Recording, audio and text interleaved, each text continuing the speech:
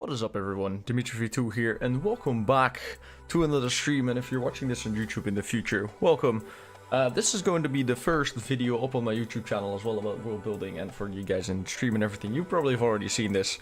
Let's switch over. How is everyone doing today? Hope you guys are doing well.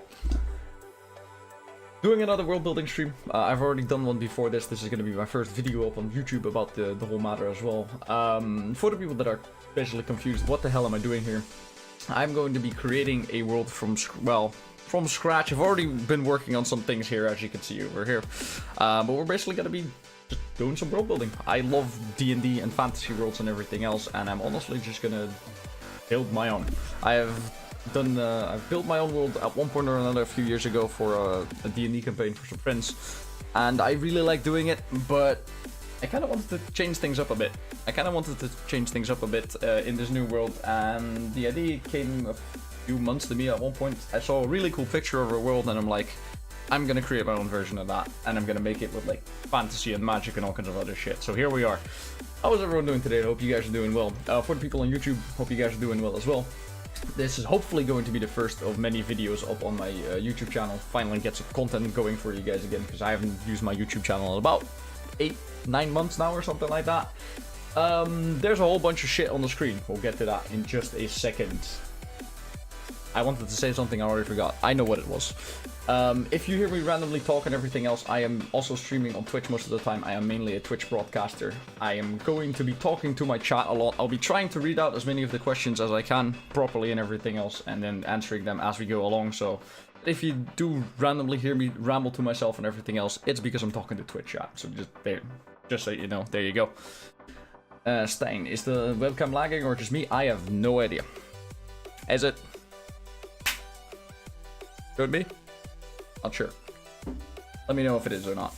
But my world is the world of Ilara, and the main thing about this, if you've already been reading up on the screen and everything else, the main thing about this world is that my world is tidally locked. One half of the world is always facing towards the sun, and one half is always facing away from the sun. This causes one half to be basically like, you know, a barren planet, and the other side is just like a frozen wasteland and everything else. A whole lot more stuff going on, bro. Just a second. The main thing that this happened is because of an event called the Shattering. Kind of a symbolic thing. I took my old world of D&D and literally just fucking threw a meteor into it, basically. I'm like, fuck it, it's not an actual meteor, it's more of like a giant spell arcane explosion, both like a divine war and an arcane ritual have gone horribly wrong. From one day to another, everyone on Monday living perfectly happy lives in my old world, and on a Wednesday the apocalypse has happened and the Shattering took place. Entire kingdoms, entire empires were buried beneath the ground. Millions and millions and billions of people dead. Shit went downhill real quick. One of the effects of that is, as I said before, one of the sides of the planet is now always facing towards the sun. The sun is tightly locked. If you don't know what that is, Pine drew me a drawing over here just to explain it. Yeah, the world over here, one side is ice, one side like the equator and everything else, one side magma, and it's always facing towards the sun. Now the earth is kind of like spinning and shit and everything else, but that side is always facing towards the sun. There's a bunch of other shit with elemental shifting and a bunch of other stuff that we'll go over in just a bit. Don't worry about that, but that is the very basic idea of my world. A few thousand years have passed since the Shattering took place, and we're going to be going over my notes in real quick about that as well. But that is the basic gist of it. The gods, as a response to the Shattering, the remainder of the gods anyway, have decided to place 2 magical towers on each of the poles. One, like, you know, the frozen side, the frozen wasteland and everything else, and one on the magma barren side and everything else. One that's always facing towards the sun. That magic atmosphere keeps things kind of habitable, kind of livable. It's still a pretty rough world to live in, but most of the time it should stay alive somewhat. Things should stay good. There's a whole bunch of stuff going on with the ecology and everything else, and as we go into that and dive deeper into that, we'll get into that later, but this brings about a bunch of different challenges. One of the things about this world, for example, is that for the people who live on the equator, which is most of where the people live in this world, where most of civilization is, it is always evening time in there. Since the sun is always shining directly on that part of the world where there's magma and shit, that also means that on the equator, down there, it's always kind of evening. There is no day, no nighttime, the sun is always there. Which brings about a whole set of other problems with it and everything else. Changes a whole bunch of things about daily life. One of the other effects is that there are no seasons either. In the normal sense, it's always kind of there. It's just the sun is there. There are no seasons. There's no day or night time. The sun is always evening time, and a bunch of really interesting stuff starts happening. First of all, like the winds are very important. This kind of stuff. I ended up doing a bit of research on this. And like a 10-15 hours or something like that on it. I'm not an expert on any means by this. I'm just a dude with a bunch of free time trying to create a world. But as far as I understand it, whenever one of these tightly locked worlds would happen, if it were to happen in real life, the entire planet would basically a giant cyclone. Winds play a very important part in my world, both as on the actual like world level and everything else, and also culturally a very, very important part. Another effect of the whole seasons and sun and everything else is that plants will start growing year-round. There is no like winter that causes everything to die off. Everything is just kind of always there. Animals will start breeding year-round as well because of that. Rivers are constantly producing food and everything else. The rivers also happen because of the cycle of cold air, hot air, and no seasons and mountains and other stuff.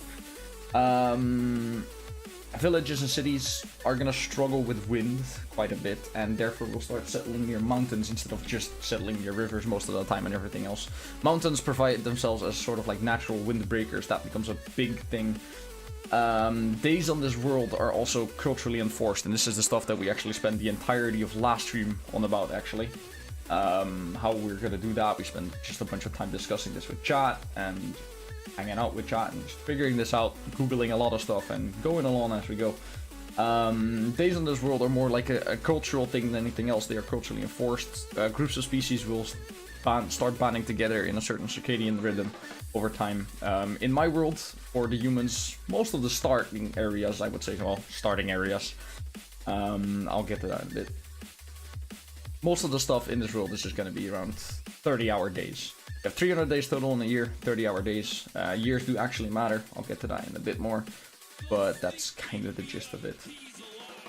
Now, one of the things I should have mentioned right from the start, I just realized, is what do I plan on doing with this? I do not actually plan on playing D&D. As much as I love playing D&D and everything else, famous D20 and everything else, I have a really big one and a small one. My brother bought me this one actually a few days ago. As much as I love D&D and everything else, I've been a DM for a few years now. Not the most experienced DM out there. I've only been doing it for like 4 or 5 years now or something like that. But I just love fantasy worlds in general. I don't have too much time to play D&D, or at least to DM D&D. What my idea for this world is that I kind of want to start writing stories in it at one point or another. I love world building. It is a great thought exercise. It's a very nice way for me to spend some time on some stuff away from video games and everything else. I get to just have fun with this, I get to hang out with chat and everything else. It's an amazing time, and at one point I want to start writing stories in this. I have a bunch of stories about different characters and everything else. Some of my old D&D characters, some others, and I kind of just want to, like, you know, find a suitable world and create a suitable world for them to live those stories in. That writing part is way down the line though, because we're going to be world building for quite a bit, and at one point I started talking about it on stream. Had a lot of fun discussing it and decided, you know what, I'm gonna just do this world building together with my stream, and that's what this is gonna be. I'm looking forward to it. We already did a little bit, like we did a bit of world building, about 4 hours on it last stream. That was the very first stream, however that had some copyrighted music playing. All of this music today, I have no idea what it's gonna be. I just looked up no copyright sounds, just added the drum and bass playlist into it, and I'm like, whatever, we'll see. So far the music's pretty good, but I'll get that sorted out by next time. But this is going to be the first episode up on YouTube because of that, and yeah, gonna be good. In my Discord, if you want to hang out and talk more about this as well, if you're watching these videos or just watching the streams, in my Discord, discord.gg/DimitriV2, you can join the world building channel there as well, and if you have any questions about the world and that you want to ask me in real time, if you want to discuss anything, if you want to share art or stories or other stuff, feel free to do so there. That was going to be the best place to discuss that, and of course whenever I do one of these streams as well, just feel free to hit me up and just talk in chat and everything else. Alright, I think that we've got most of the introduction things done, things that I could remember during the introduction. Ilara, name of my world. I love the idea of it. I came up with the idea. I saw a picture somewhere in, I think, I can't remember where. I think it might have been someone that showed me on stream a few months ago. That was just basically a picture of like a planet, and one side was like, you know, completely frozen over, and the other side was literally just like molten lava and just volcanoes everywhere. It might not like be realistic, the picture and everything else, but it looked really cool. If I can ever find that picture, I'll let you guys know. But oh, I love the idea of that, and I wanted to do something according to that, and that's what this world is. Talked about it before. World tightly locked, brings about a whole bunch of shit. Daytimes are weird, like, well, day is always there. Seasons are gonna act up weird.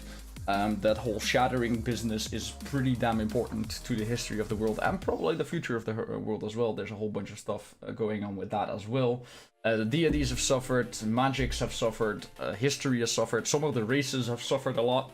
I took my old, very standard D&D 5 5th edition world, and I just kind of just threw everything under the bus, and I'm like, alright, that disappears, that goes, that's now introduced, and mix and mash until we have this world.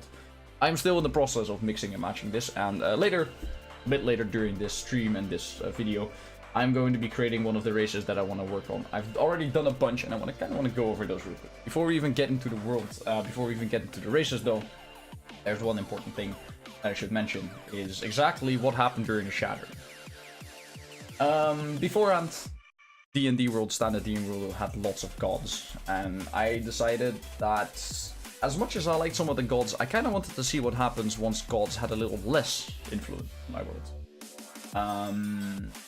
Story-wise, what ended up happening is, a few thousand years ago during the Shattering, there was a god, Karoxai, the demigod, or, well, currently a demigod at that point in time, a god of power, that wasn't happy with the amount of power he had, tried to perform a very, very, like, powerful arcane ritual, ended up sparking the God Wars, which lasted for a shocking 2 days, at which point all of the gods were like, oh fuck, no, shit, he's messing this shit up. They decided to throw all of their power at the world as well, trying to stop Karoxai. That clash of divine and arcane magic kind of made the entire thing go kaboom. The Shattering happened, entire empires and kingdoms disappeared, billions dead everywhere, rocks fall, people died, it was horrible. Entire races went extinct, entire species disappeared. And currently, as an after effect, two major things have happened as well. First of all, the Shattering took place and all that, this stuff. Two other realms, I've got them on here, both the Feywilds and the Acrodiorum. The Feywilds are a very common thing. I don't think it's just Forgotten Realms. I'm pretty sure like almost every version of D&D or some shit has Feywilds and everything in it. The Feywilds in my world were already arcanely charged, and then the fact that the normal world, the material world, went kaboom, caused the Feywilds to go extra kaboom. To the point that the Feywilds still exist, but they're more like a bunch of floating, shattered continents more than anything else. Continents themselves are alive. There's life on those continents, but they're more like, instead of being like one giant planet world type of thing, they're more just like chunks of Feywild floating in whatever the Feywild's float in currently. No one knows. I don't know. Maybe we'll get to that later. The Acrodiorum, which is something we spent like an hour yesterday naming. The Acrodiorum, the realm of the gods, is where the divine energy hails from. Feywilds is where the arcane energy hails from. The Acrodiorum is where the divine energy hails from. As a result of all the gods going out and trying to stop the Shattering, during the Shattering, a lot of gods perished, and I mean a lot of them.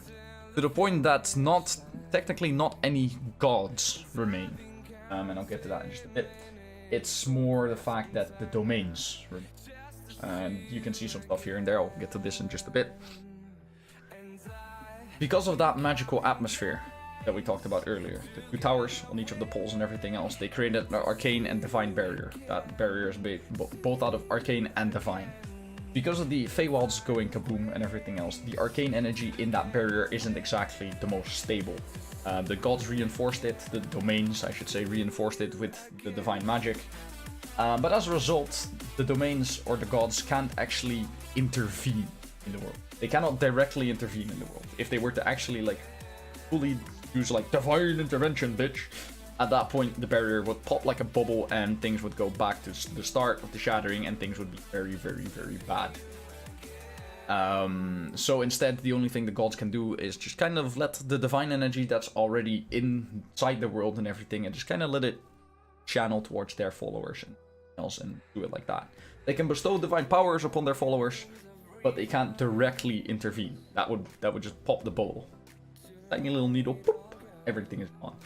Not a good idea. Not a good idea at all. A lot of the gods died. The Acrodiorum, I'm gonna have to learn to pronounce that properly, ended up shrinking quite a bit. When the Feywild went kaboom, the Acrodiorum, being a mirrored opposite, ended up shrinking a lot. To the point that only 8 domains currently exist, and those are the domains up here. The domain of magic and knowledge. I'm not sure if I'm going to keep that magic and knowledge. I might just make that the domain of knowledge, but I'm not too sure yet. More later. The domain of sun and life. The domain of nature and death. The domain of luck and change. The domain of music and the winds. The domain of craftsmanship and the earth. And the domain of shadows. And there's a few other things, as you can see over here, including a bunch of names. And the reason for that is the world is not unified in its deities. There are a whole bunch of pantheons out there. These are just 2 pantheons that I've created so far. I'm going to be expanding this over time as we go. That's probably going to be a future stream, a future episode from now. But there's a whole bunch of pantheons out there. And the thing about all of these gods and all of these pantheons is that some of the pantheons assign names and personalities to their gods. And yet some just worship the domains themselves. It's the domains that hold power, not the gods. The domain of the sun and life that gives shape to Irbis, which, you know, well, the people give shape to Irbis. The domains as follows tend to take on a bit of that personality and act a bit towards it, but not too much. It's mainly just the domains exist and they're just worshipped by different pantheons. The different pantheons assign different names and different meanings to each of the things. And that idea of meanings for the gods is also very important. As you can see here, all gods and all domains have good and evil sides to them, yet their domains are neutral. It's all about perspective and who you ask. A good idea of this is the Pantheon of the Eversun over here, right? The over-god in the Pantheon of the Eversun, which is one of the basic religions around the equator in the civilized areas, they worship Irbis, god of sun and life. They've given a name to him, the name Irbis. He is the over-god of the Eversun Pantheon, and his light shall guide us. The very typical, like, sun-worshipping things, sun-worshipping pantheon. I know how to speak English, I swear to God. However, in a desert pantheon, for example, there's a city that I have an ID for that I haven't written down yet, but we'll get to that at one point or another. It's a city that lives on the edge of a mountain. That mountain is tall enough that it literally blocks out the sun, providing a bunch of shadow in said city, allowing people to live in the desert even though it is very, very hot in said desert. I mean, you're gonna get closer to the sun. The sun is literally scorching that place 24/7. It's getting hot as hell. That mountain provides shadow to the city and allows the city to survive along with a bit of helping hand of magic.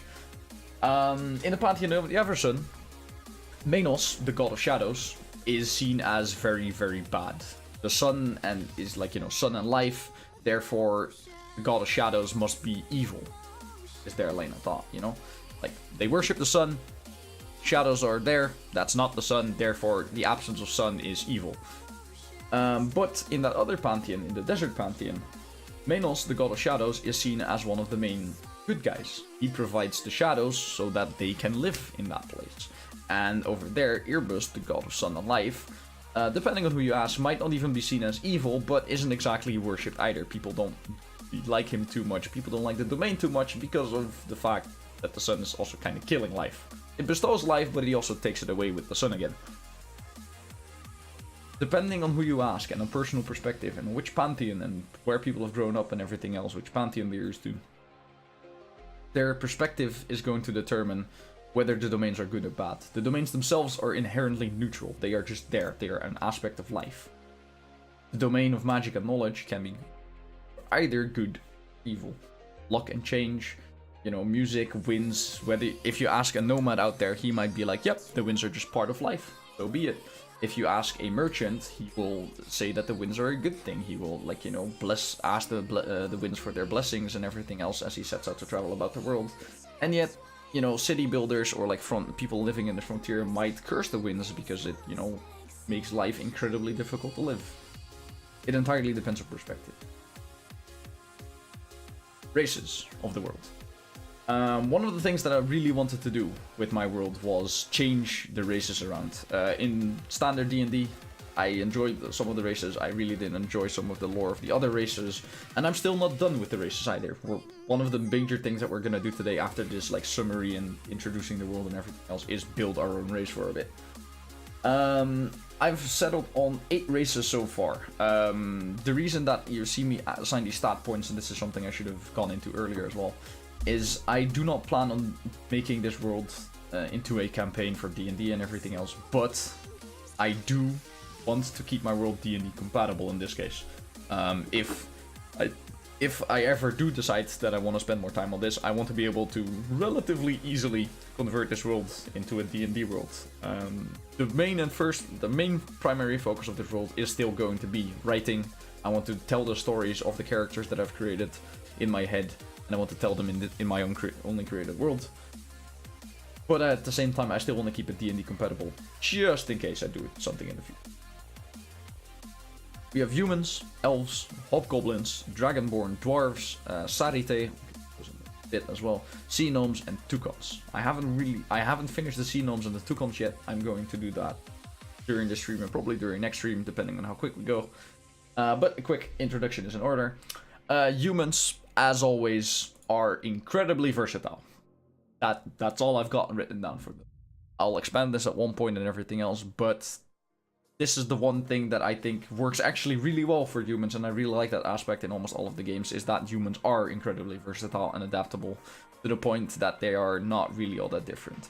D&D wise, they would basically be the exact same as they are in the player's handbook and everything else, and be like, yep, humans be humans, boys. Humans are always going to be there. Easy. After that, I started changing some of the races up though. I really like the idea of having unique races, and sticking to standard fantasy stuff, while fun, it can get kind of old, right? Elves are my first major step into that, and have changed quite a bit from what you know them as. Here you go. Elves are divinely tethered to a thing called guardian trees. During the Shattering, elves were a very spiritual race, a very, like, you know, race close to the to divinity, close to the gods themselves, or at least closer than all the other races are. During the Shattering, however, these elves were also more divinely sensitive, like, or spiritually sensitive to the actions of the gods. And when the Shattering took place, that was a bit too much divine energy went around. A lot of elves did not make it through the Shattering. Those that did, however, did so by seeking shelter near world trees, guardian trees as the elves call it, that protected them from the excess divine energy. This had a major drawback for them, however. These elves tethered like themselves to the divine tree, got the protection from the divine tree, preventing them from like aging, preventing diseases, making them a lot stronger by bestowing them with divine spells and everything else, but also tethering them to said tree. An elf cannot leave that range. If he doesn't, well, he can, but a bunch of other stuff happens.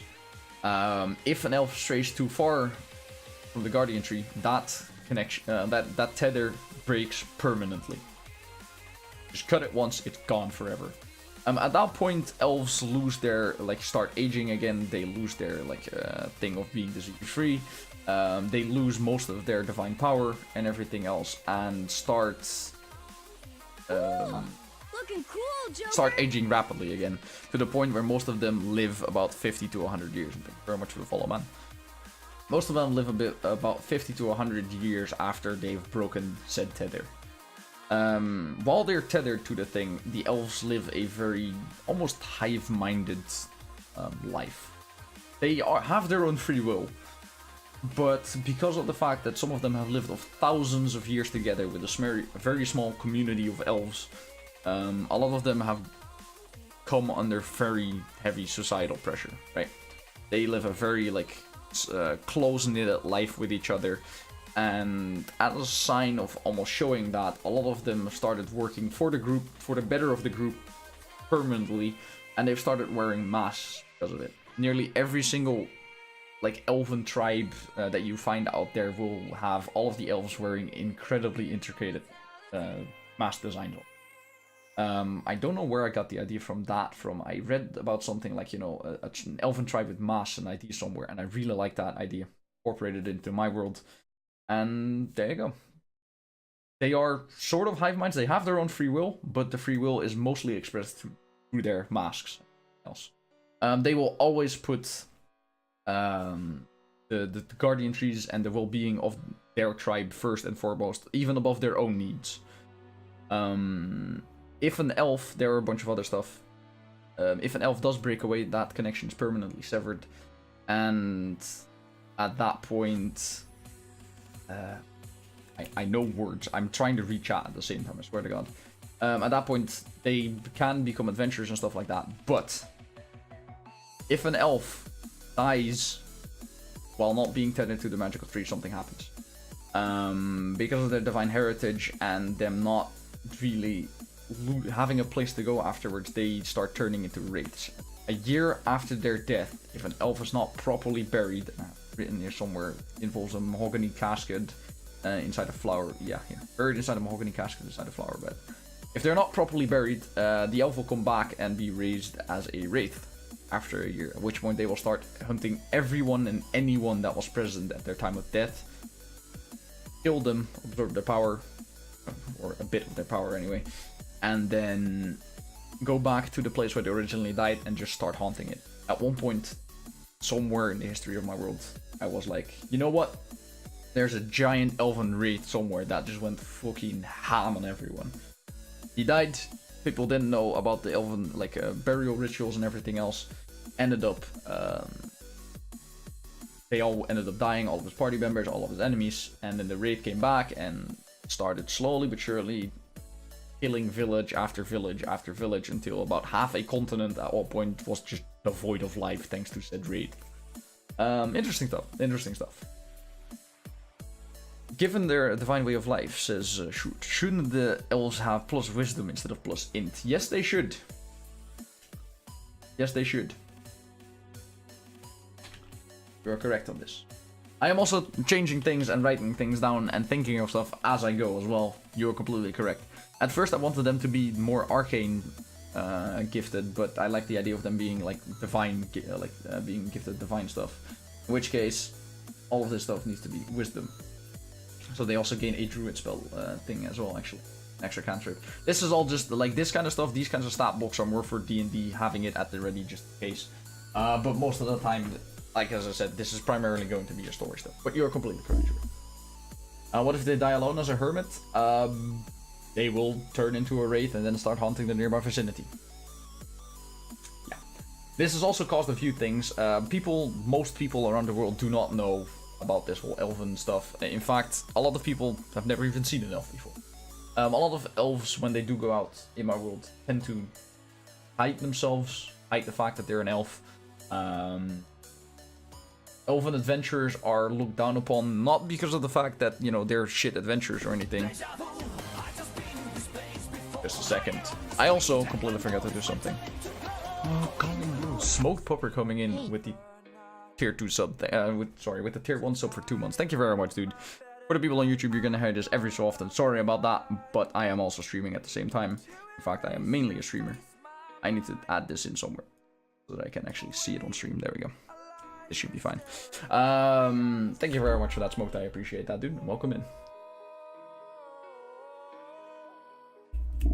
I swear to God, I'm gonna forget everything at one point or another, aren't I? I completely forgot what I was talking about. Chat, help me out here. What was I talking about? Oh yeah, the elven adventurers. People don't hate on elven adventurers because of the fact that they make crap adventurers, but people hate on them because if you're out in the middle of a dungeon somewhere, or like, you know, you're fighting in a mercenary group or some shit, and you're fighting against a bunch of monsters, they might not have all the time in the world to bury you inside a mahogany casket inside a flower bed, just to make sure that they don't get haunted. A lot of elven adventurers just tend to hide the fact that they are an elf because it is a pain in the ass for most adventuring groups and most people out there to properly bury an elf. And they do not want to get haunted. Then again, the whole business about elves turning into wraiths and everything if they're not properly buried is also usually not a well-known thing. People just kind of don't know much about the elves. The elves that they do hear of are the ones that are near their tribes and everything else. So wandering elves are pretty rare and usually not found. And especially if you ask just like, you know, little Johnny over there in like his village living the farmer life, he's not going to know anything about an elf. He's not even ever seen an elf. He might have heard about them once or twice, but he's like, aren't those like the half like wild creature things? That's about how much he knows about it. What if the elf gets eaten by a mimic? You're just gonna have to keep bringing that up, don't you? Feels bad, man.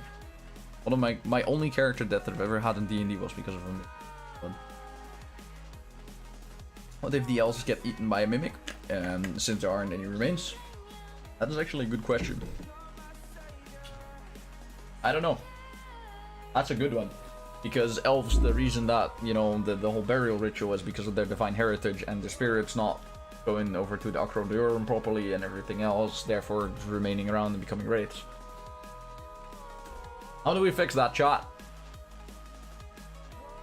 Is it a mahogany mimic? Yes, it's a mahogany mimic. They're connected to gods. Would they even have a concept of death? Elves, they are aware of it, but a lot of them just don't remember much about it. Well, that's the thing, right?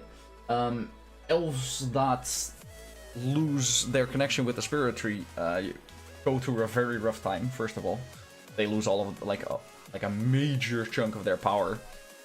They lose their disease-free life. They start aging again. It's kind of a shock. They are aware of the idea of death, but unless they're seasoned adventurers, most of the time it's kind of just like, bury whatever ate them. I think we need to add a spiritual component to the burial. Buried inside a mahogany casket inside a flower bed is a bit of a pain to do, and I kind of want the elven ritual to be a bit of a pain to do. But at the same time, we need a spiritual component because it's the spirit and everything else that doesn't move on. How would you do this, chat? Burial ritual. We're gonna straight up write this down. Burial ritual. Gonna edit this piece of text later then. Burial ritual. I kind of like the idea of a mahogany casket, or at least something mahogany, something that's not readily available everywhere in the world. And you know, kind of reminds me of the trees and everything. Burying ritual in ancient Elvish. What if they... Okay, hold on. I'm gonna see if this is the right word for it. I think it is. What if a mahogany effigy... Actually, even better, their face mask. The face mask that they always wear when they're at the tribe and everything else. Every elf is given a face mask. What if the face mask needs to be buried while chanting an elven ritual? That way you have like the spiritual connection between the face mask and therefore them as well, kind of. That face mask needs to be burnt. And then an elven ritual needs to be spoken out. You have to engrave their names on the casket with a special elf ink. Burial ritual, ancient Elvish, a special song or poem. I do kind of like the idea of that though, shoot.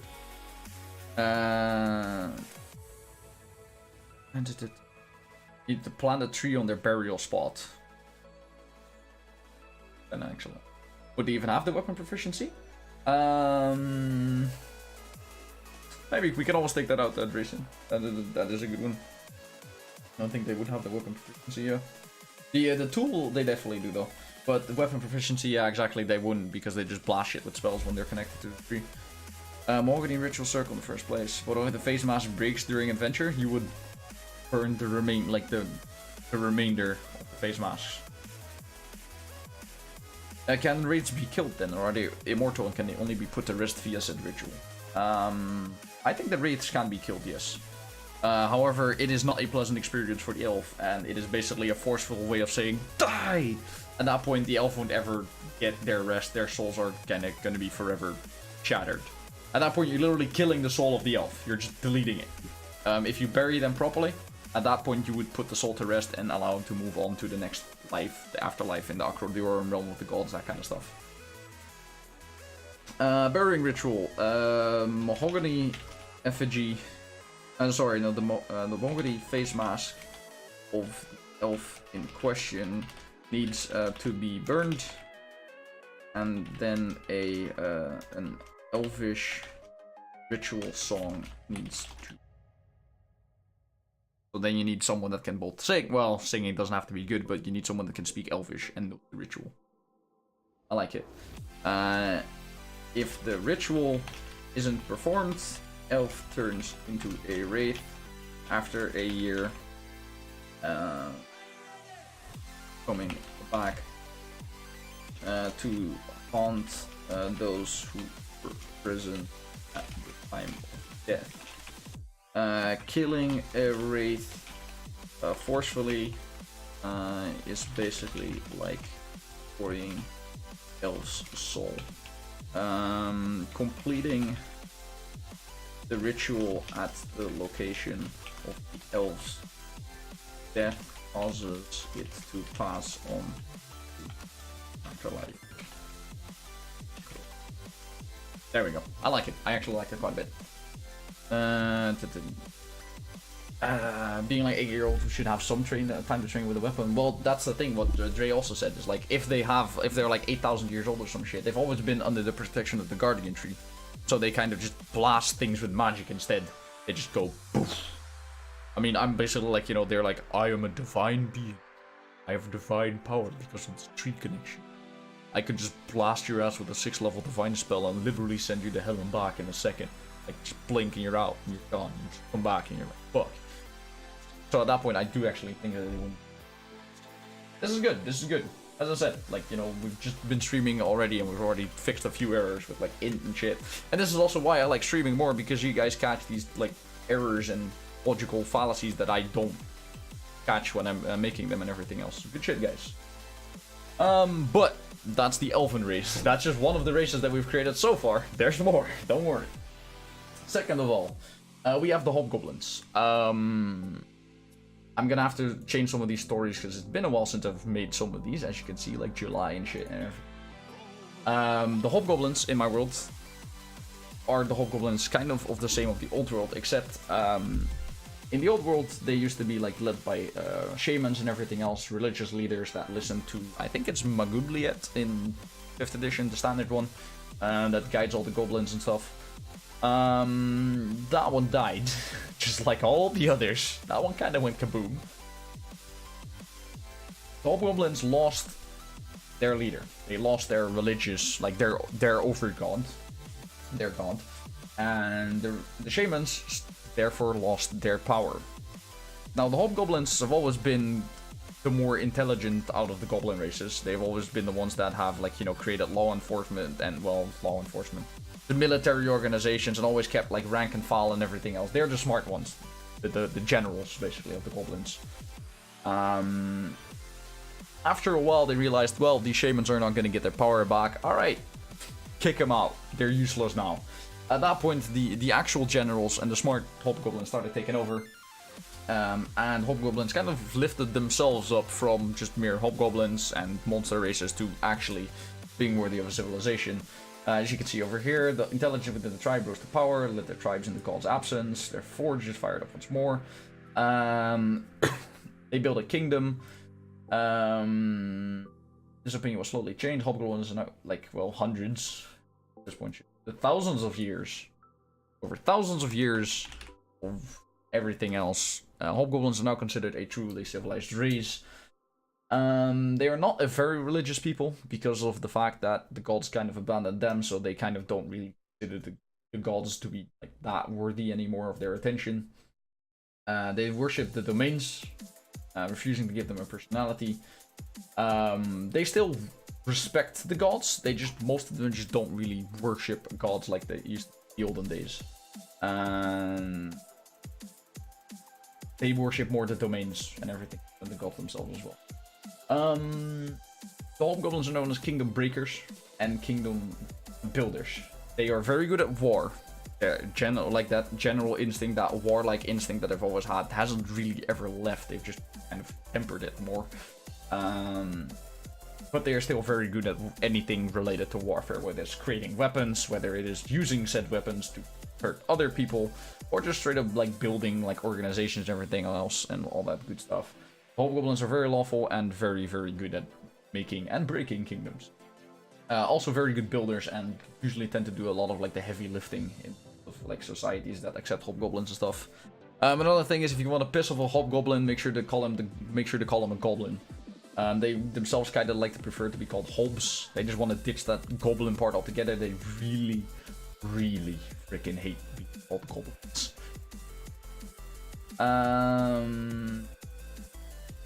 There's a bunch of other knowledge on the screen and everything else. If you want to know, you can always pause it or look back later. In my Discord, actually, in that world building Discord that I talked about earlier, there is also a pinned message up at the top, and you can also find a compendium. Like, you can find this compendium over here in that link as well, and you get the link that way. You can view it that way. I'm not allowing people to edit it yet, mostly because I want to keep my notes without having to go back every single day to fix them. But if you want to read more on this, you can find that in the compendium over there as well, if you want. Hobgoblins kind of uplifted themselves, went from being led by religious leaders to just be like, yep, we're gonna be kingdom builders and kingdom breakers now. There you go. Anything warlike, whether it's building, strategy, or just the actual war themselves, hobgoblins, where you at. If you want to piss one off, call them a goblin instead of a hob. Looks like I live right on time, Jono. Yes, this is the kind of race that you would really like, Jono. This shit is your race, all right. You want to be a hobgoblin if I ever decide to DM this. Next up, Dragonborn. Now, Dragonborn haven't really changed too much. The Dragonborn have always been like, you know, innate arcane talent because of their dragon bloodline, and even in my world, they still have their dragon bloodlines. But as with everything related to the Shattering, things kind of went a bit haywire. The problem that the Dragonborns have experienced is that the Shattering was a violent clash of arcane and divine energy, right? Which caused their innate arcane energy to also become stronger and stronger. Their bodies adapted to their ancient bloodlines and everything else. They are like 8 feet tall, bulging with muscle mass, very, very strong.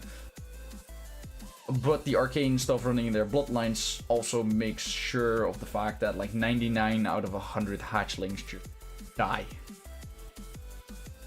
Dragonborn are pretty rare population-wise because of the fact that, as I said before, a lot of the hatchlings just don't make it out alive.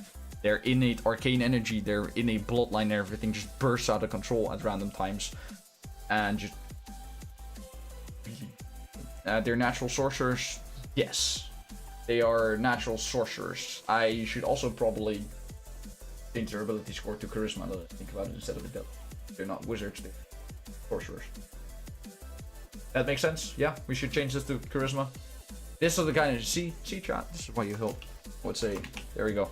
They are indeed natural sorcerers. Little too strong when it comes to sorcery most of the time. They find it very difficult to control their magic. Krogans. Think Krogans, but with more, like, a lot more magic, yes. They are very, very, very big, very strong physically, but also very, very charged magically. Innate sorcery. That's also a thing, actually, for the people that don't know.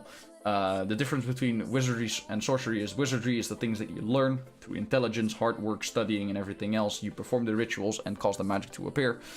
Sorcery is the kind of shit that you're just like, la la la la la, hey, low power. Oh shit. What happened there?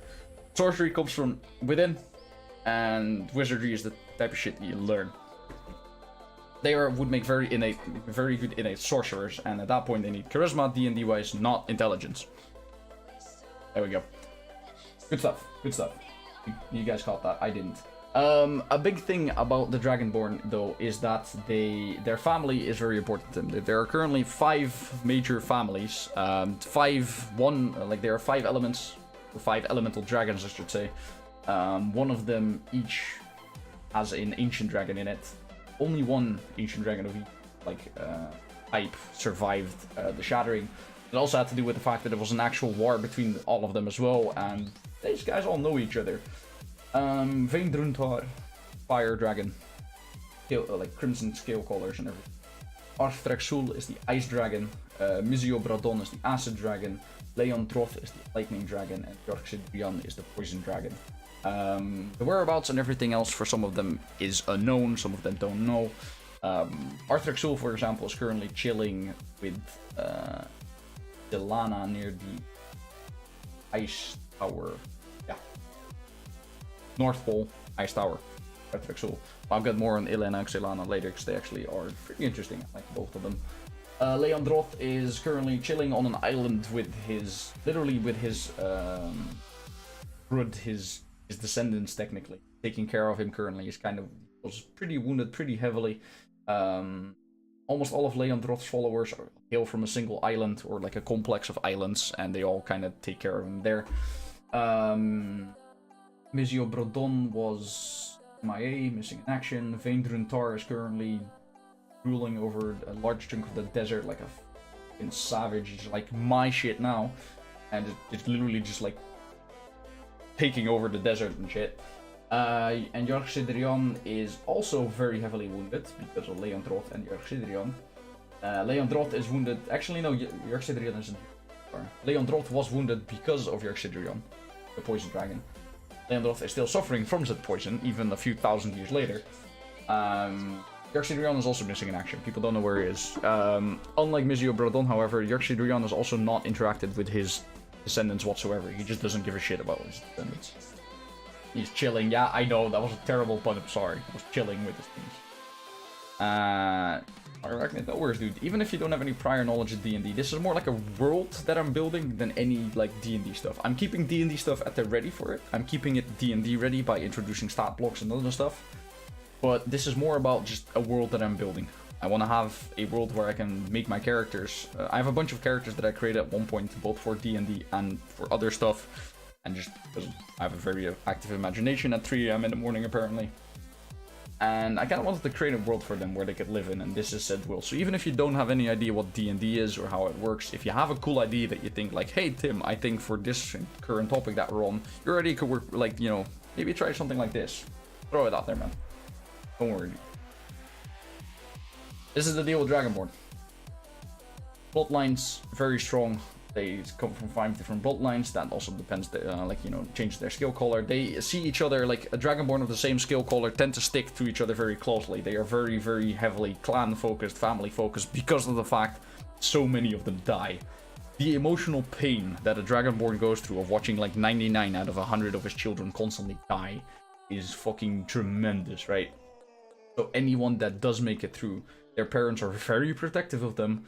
And especially if you're a Dragonborn of the same family, they will be very, very, like, close together. I don't give a shit. Like, I might have never seen you before, but if I'm a Dragonborn, if I'm one of Arthraxul's brood, as they call themselves, and I see another one with, like, a Dragonborn with navy blue scale colors, he is my brother. I don't give a shit where he is from, what his past is, but that man is fucking family. And basically, they are very protective of each other because of so little of them making it through. Dragonborn. There you go. Keep this going, because otherwise I'm gonna be, finishing this summary video and then we won't have any time left to actually start working on some shit. Dwarves. 2 things happened with dwarves. Well, there are 2 types of dwarves, I should say.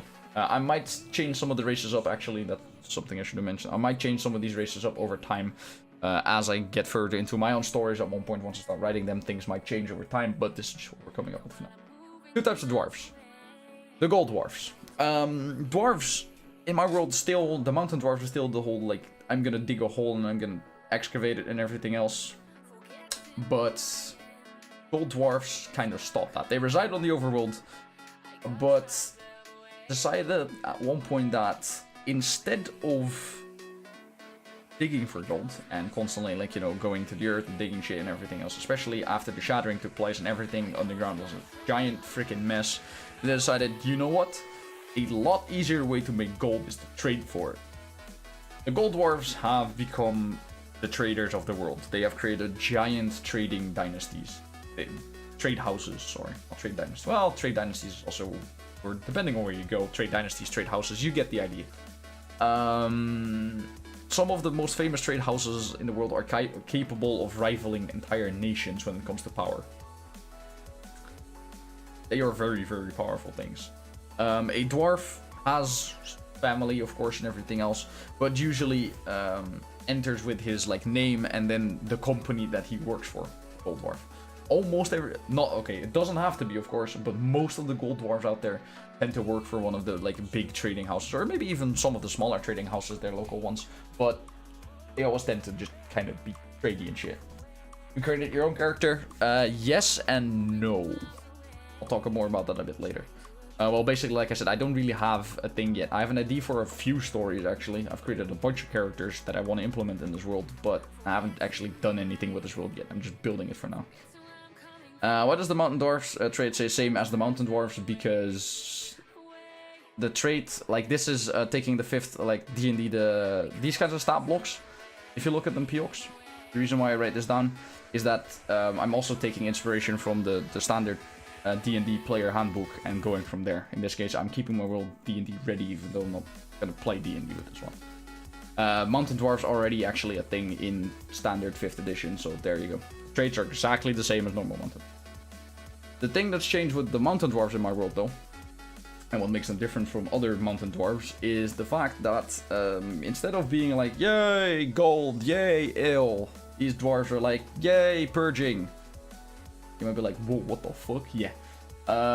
These guys stayed underground, the Mountain Dwarfs, after the shattering, and things kind of went really shitty for them for a long while. Which, through time, mostly isolation, a lot of the Mountain Dwarfs and everything cities were just basically underground, isolated from the rest of the world for decades, if not hundreds of years. The religious fervor in them was basically just turned up to 11. It's just like, instead of being respectful of the gods, like dwarves usually are in most settings, it kind of just like, yep, we're just gonna turn it up. 9, no. 10, no. 11, yeah. It's about right. The fires of their forges aren't just used for smithing. They also like to purge and burn heretics a lot. They will frequently raid the service world. Now they've got access to that to convert for followers. Almost all of the Mountain Dwarfs share the exact same god, and that is Nachtun, the god of craftsmanship and earth. That's also where the Allforger pantheon came from, if you look over here. A pantheon of the Allforger is Nachtun, god of craftsmanship and earth. The closer you are to the earth, the better. The deeper you go, the better you're off. And they freaking hate both the sun and magic. So Ire and Irbas are no-goes for Mountain Dwarfs. Not every Mountain Dwarf is evil, though. That is the thing. It's just Mountain Dwarf culture tends to be very brainwashed. If you find a Mountain Dwarf out on the surface, they're gonna be most of the people are just gonna look at you like, I really don't like you, my dude. You're like the kind of slavey, purgy kind of shit. We really don't like you.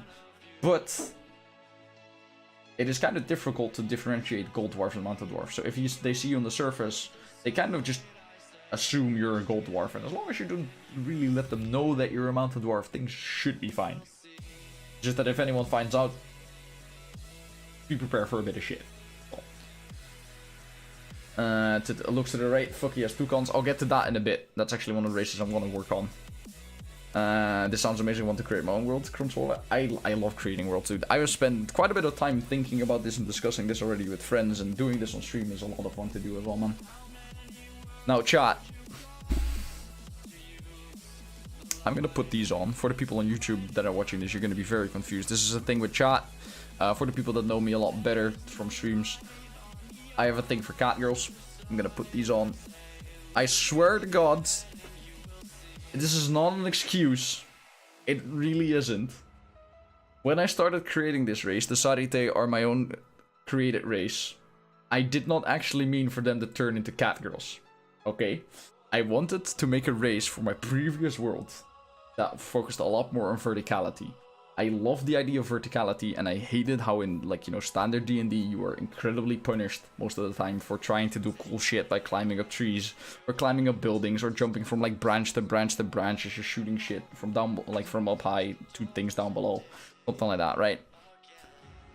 I really wanted to add some more verticality to my race. That's the official reason. Like, legitimately, I am not joking, even though nobody will ever believe me when I say that. However, after messing around with them for a while and looking at stats and everything else, I was like, alright, so what kind of race would these guys actually be? And I was like, at one point I'm like, I basically created cat girls, didn't I? Yes. Am I sorry? No. It's okay. I haven't gone full fucking weep shit on this shit either, because I know that happens a lot. That people that built their own races and everything else always make it like the most overpowered pieces of shit you could possibly play. No. I just wanted verticality and that's it. In fact, I kind of kept them on the down low when it comes to power just because of that. You can look at the ability scores over here if you do decide to play these in the campaign ever. I'm not sure on this part just yet, but I kind of like the customization that it gives a bit, but look on that. The main thing about them is Cat's Grace and Cat's Mobility. Accustomed to climbing in trees all your life, you have a climbing speed equal to your movement speed. These guys are good at climbing.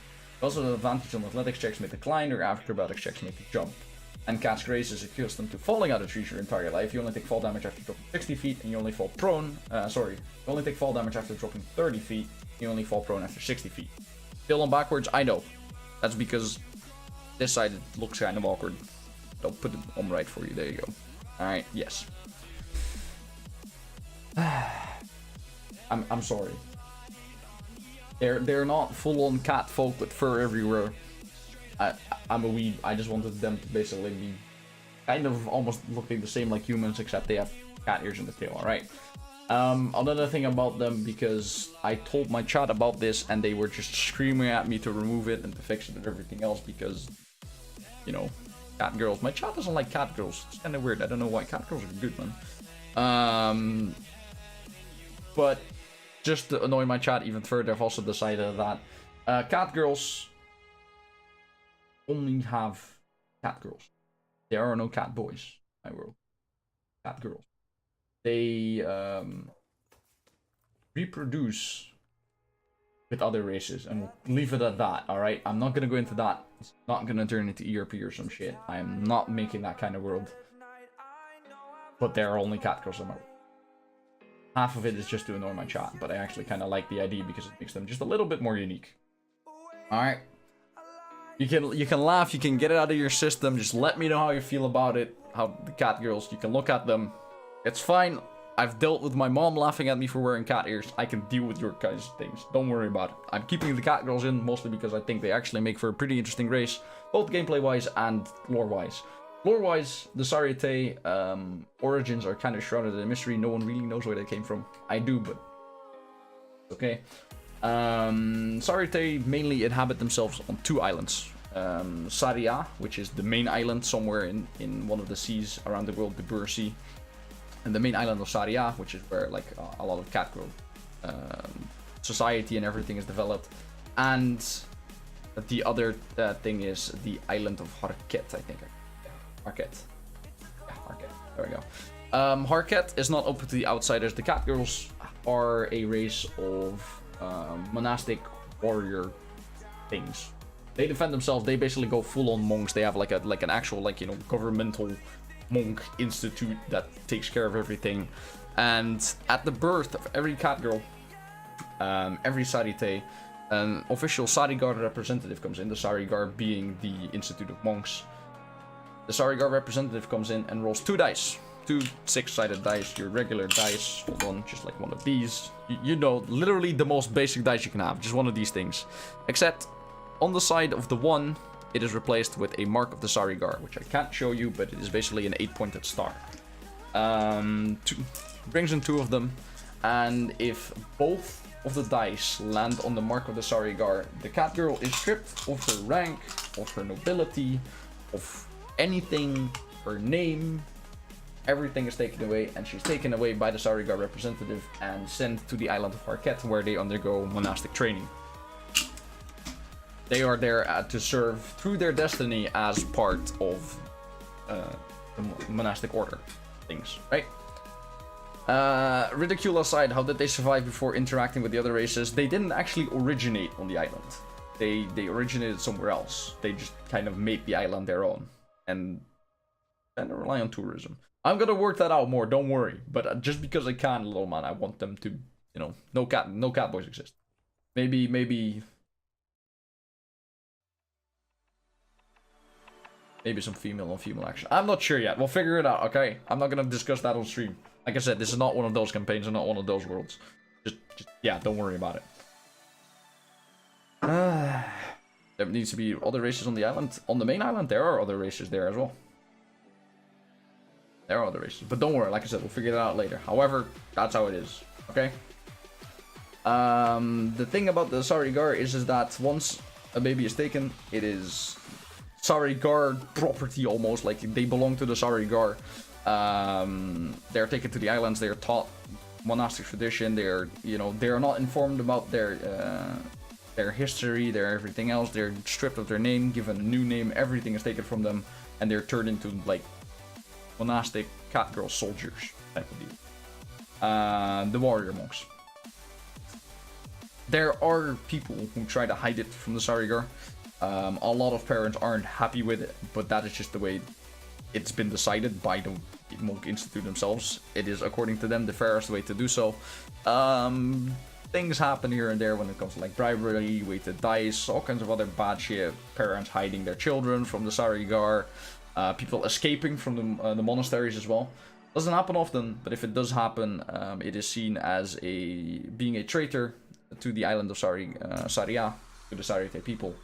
On Saria, at the very least, that is seen as a traitorous action. Like I said, usually squads of abandonment hunters, traitors, are just sent out just to hunt those people down and either bring them back against their will or not, or just to terminate on the spot most of the time, because Sarite people rather not have traitors running around the globe sharing monastic secrets and stuff like that. Outside of Saria, the Sarite that live outside of the islands don't really care too much. They just kind of do their own thing. That depends on the person, how they feel about it. I like how you completely ignored his question to correct his grammar.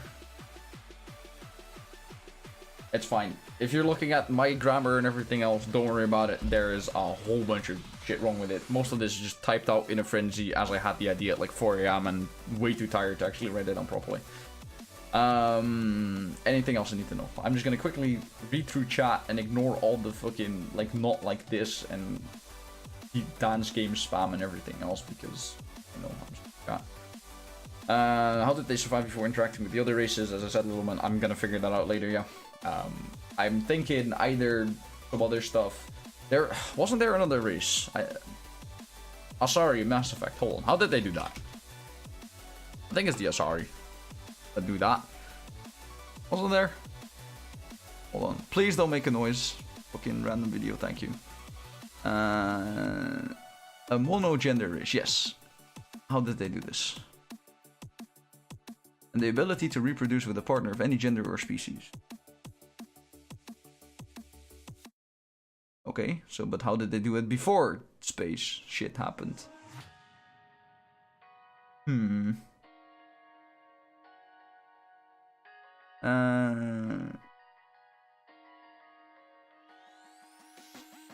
Let's see. I'm just currently just reading it out. They can mate and successfully reproduce with any other gender or species.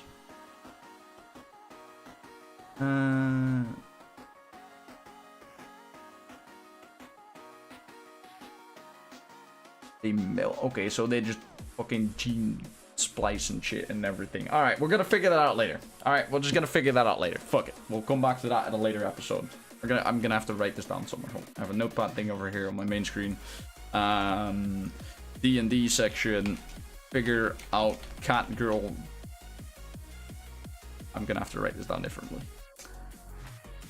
How do cat girls reproduce? Nope. How do I write this down, chat, without making really weird if my parents ever decide to come into my room and check my notes on my screen?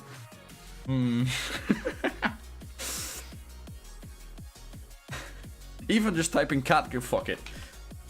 How do, like, research how cat girls reproduce.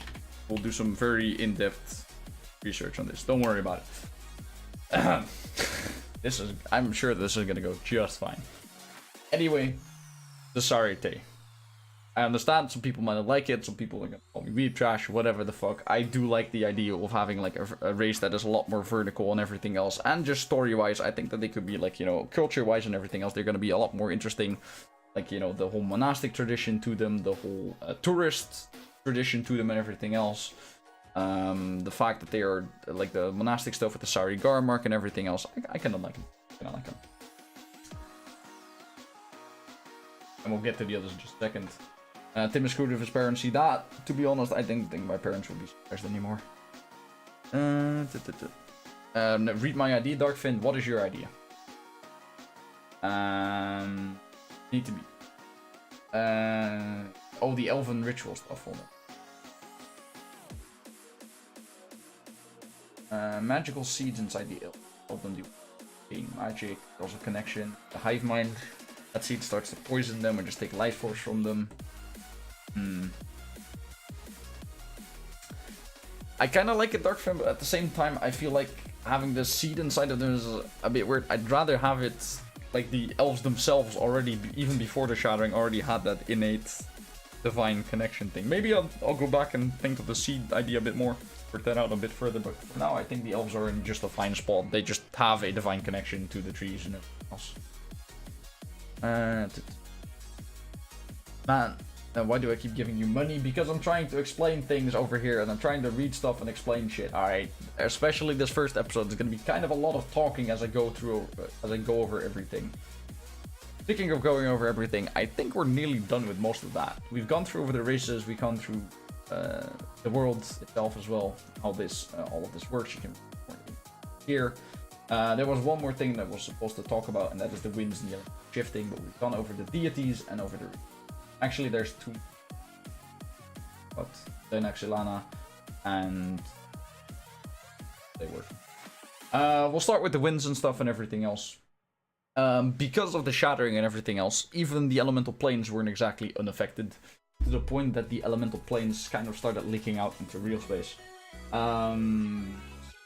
This brings about both good and bad things with it, but basically what ended up happening, and this was also sort of as an idea for a replacement of seasons, is that since there are no seasons in the actual world because it's constantly facing the same side and all that shit, you instead get different magical seasons, each doing different things. So it goes from water to earth, to fire, to air, to water, to earth, fire, to air, and you get the idea for it. It just keeps going around, and each quadrant of space has an elemental affinity to it. This elemental affinity can be measured with like magical stones and shit and civilization, and also causes certain elements to become more powerful at certain times, and certain connections to certain planes become more powerful, or weaker in this case at times.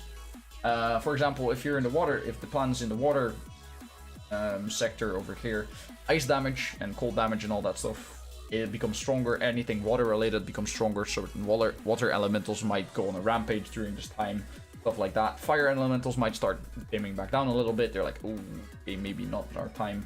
And probably the most important thing is that the connection to the elemental plane of water at that point is at its thinnest. If you're in the water sector of like real space, the water connection is the thinnest.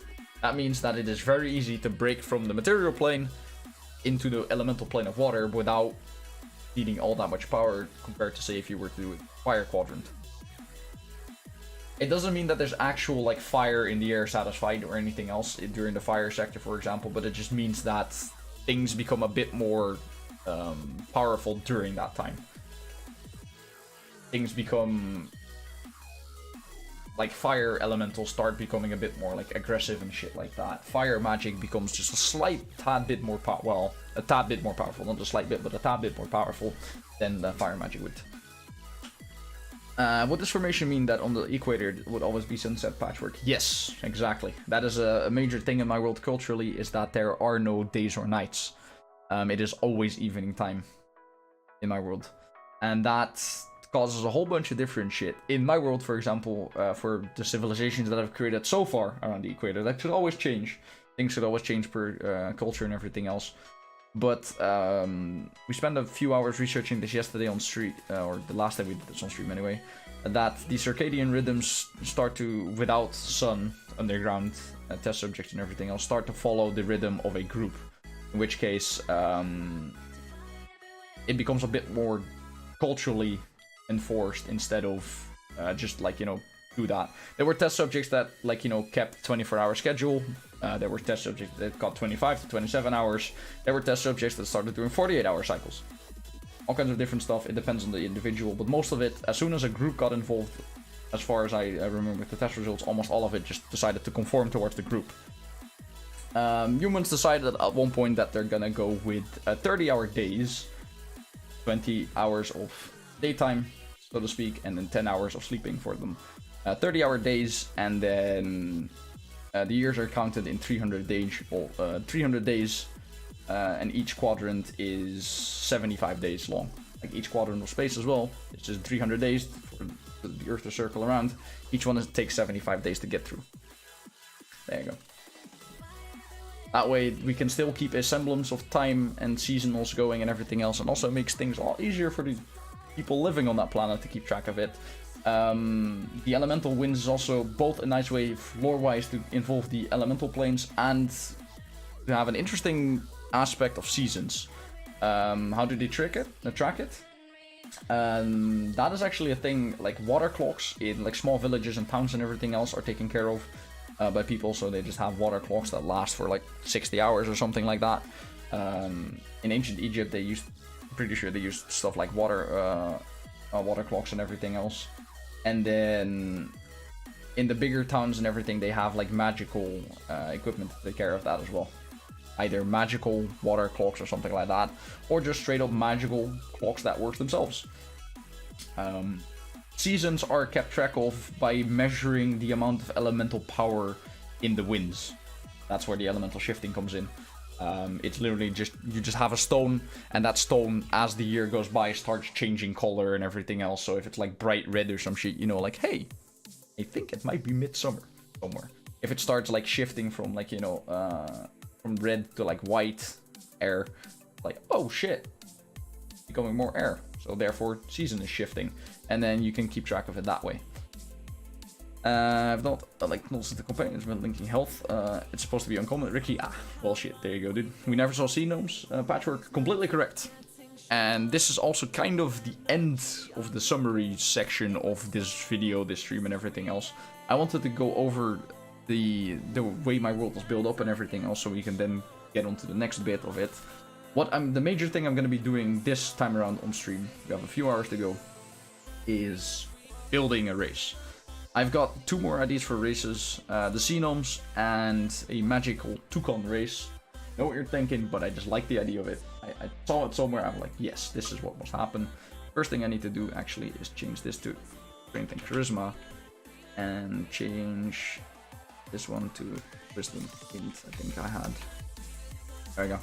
The Sea Gnomes, I wanted to fill the place of int dex for D&D wise, and I honestly just had a fun idea for the Sea Gnomes as well. I was talking about this with a few friends 2 or 3 days ago when we went out for dinner and everything else. The Sea Gnomes originally come from the Feywild. That is their thing. They originally lived in the Feywild before the Shattering else, underwater and everything else. And during the Shattering, things went kaboom, the Feywild went kaboom, and they had to kind of go. They opened up magical portal, like, fuck it, material plane, shit's going down there, but at least, like, not a lot less shit than it currently is over here. They went into that and managed, after the Shattering, to survive over there, build up again, and slowly but surely over time, they decided, we want to go back. They opened up the portal again after they, burned themselves, and found out that in the few hundred years and everything that they were gone, A certain other race, I have no idea what that's going to be yet, have kind of taken over the Feywild continent that they used to live on. And currently the Sea Gnomes are preparing for war against them. They're currently, at the time of like all these stories that I'm going to start writing, that they're going to start happening, these Sea Gnomes are in the process of preparing for war. Space orcs, these things, no, they're not space orcs, I would say. They are more about magitech, but more on that in a second. As you can see, Sea Gnomes, Stargate, instead of SG1, we have Stargate Sea Gnome 1. The Sea Gnomes, each of the Feywild's shards can be linked to with a certain like portal that the Sea Gnomes have created. The continents and everything else. If you find the right continents, you can go to that part of the Feywilds. Kind of like they have a Stargate. It's a horribly cheesy idea, but I fucking love the idea of it. I was like, sure. The way they've done it is that the Sea Gnomes in my world have started creating magitech. They still live under the sea. They are coral growers. They took a species of coral with them from the Feywild. They can channel their arcane energy on it to shape it as they need it. And as they had to adapt to the shattering and everything else, they got access to a bunch of material, like minerals and metals, especially that they didn't have access to in the Feywild. And they kind of became like a very magitech heavy race. Because of this, a portal was at one point created as well, like an actual, just like a portal gate, like a Stargate for them. Stargate Sea Gnome 1. They're currently preparing to go to war. Species-wise, the Sea Gnomes are very old, 350 to 400. Most of the races in my world don't grow that old, right? Elves are the exception, but that is more to do with the spirit tree. Afterwards, they live about like about average 100 years, maximum of like 100 to 150 years. Hobgoblins live about 60, maybe 70 years old. Dragonborn grow up to like 110, 120.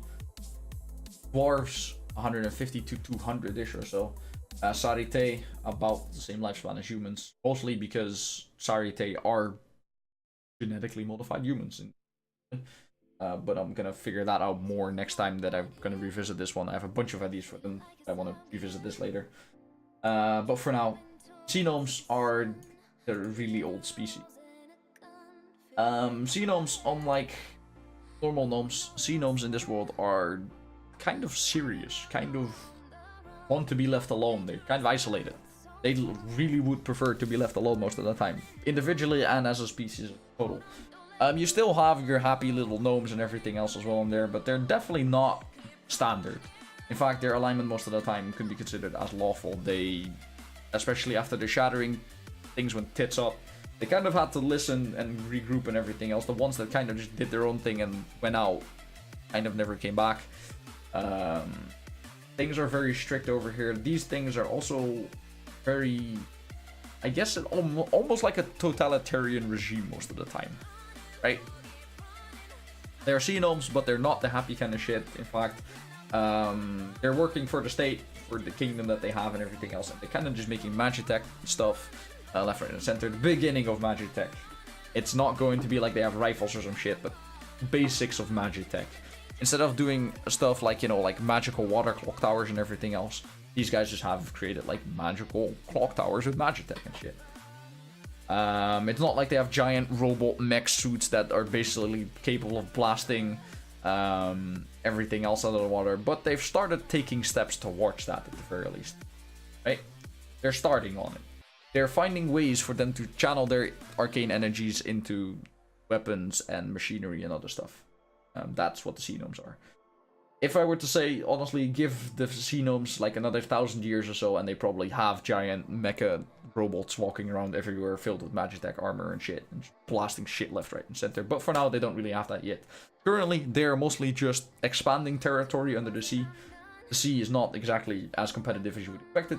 Well, as you can expect it to be. It's just kind of there. Sea Gnomes are really the only one making use of it, because they're the only really underwater species in the world. Or at least civilized underwater species. There's like the Sahagin and all the other shit, but don't worry about that for now.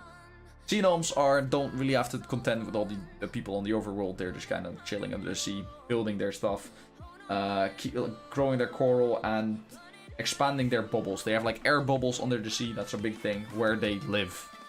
They are sea gnomes, but they are amphibious. They actually, like, it's a combination of, like, half air, half water, their cities and shit. There you go. And, yeah, exactly, Patchwork. So faster than any other culture, steam, magic, water vehicles. Yeah, they're starting to get into the idea of vehicles and everything else. They have a few vehicles, Magitech or operator-wise. Some of the other basic technology they're starting to replace with Magitech, but it's still really just getting started. Think of it like they might have invented the steam engine like just like a few years ago, and people are still very much finding uses here and there for it. They're just about treading into the whole world of, like, well, steam and shit and Magitech. They're getting in there.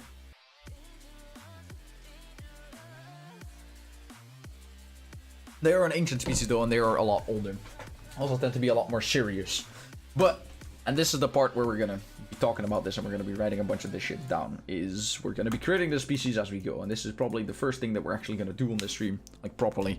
Where I'm just gonna talk with you guys about the race and we're just gonna start writing shit down. So, they are still very small in stature. Let's go over the race themselves. They're still very small in stature. They are a lot more serious than that, actually. I'm just gonna have to look this up before I embarrass myself. Totalitarian. Yeah, okay, so it is that way. Just to making sure. Totalitarian regime. A very early onset of Magitech / team power stuff.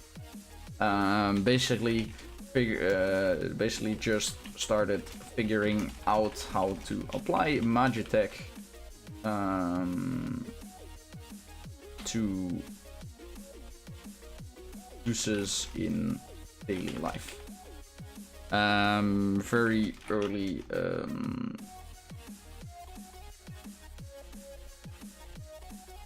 prototypes of vehicles.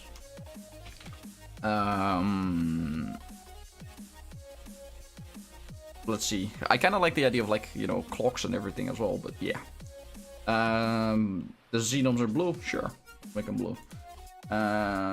Blue gnomes. There we go. Small in stature. Small in stature. Like normal, they seem to be more isolated from the rest. I've encountered mountain dwarves who invade from undersea tunnels. I like that, actually. I like that. We do something with that. There were a bunch of mountain dwarves. They haven't really... actually, hold on, just about that. Let me finish this sentence and then I'll write something about that down as well. To give me an idea. Very early prototypes of vehicles, in general, still figuring things out. No, that's what I just wrote beforehand. Early prototype. Yeah, how to use the military. You're correct, shoot, you are correct. To apply Magitech for the military. Because they are preparing mostly for war. That's their main thing. They're preparing to invade back into the Feywild, and they might not have the numbers necessarily for it. I should probably write that down as well, but they're definitely getting ready for it. Freedom through innovation? Don't know freedom. They are a free people, but at the same time, a lot of them tend to just have that common goal of we want to take the Feywild back. That's where our home is. I'm just gonna write that down. Fuck it. I'm just gonna leave it there. I'm gonna write this down. Freedom, like personal freedom, is a thing, but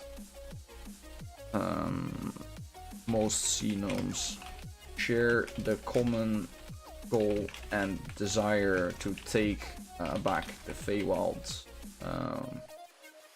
their true homeworld, a true homeland. To this.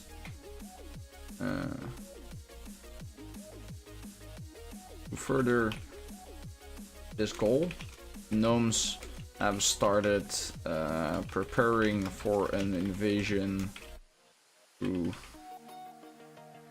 their wild gate. We're gonna call it wild gate.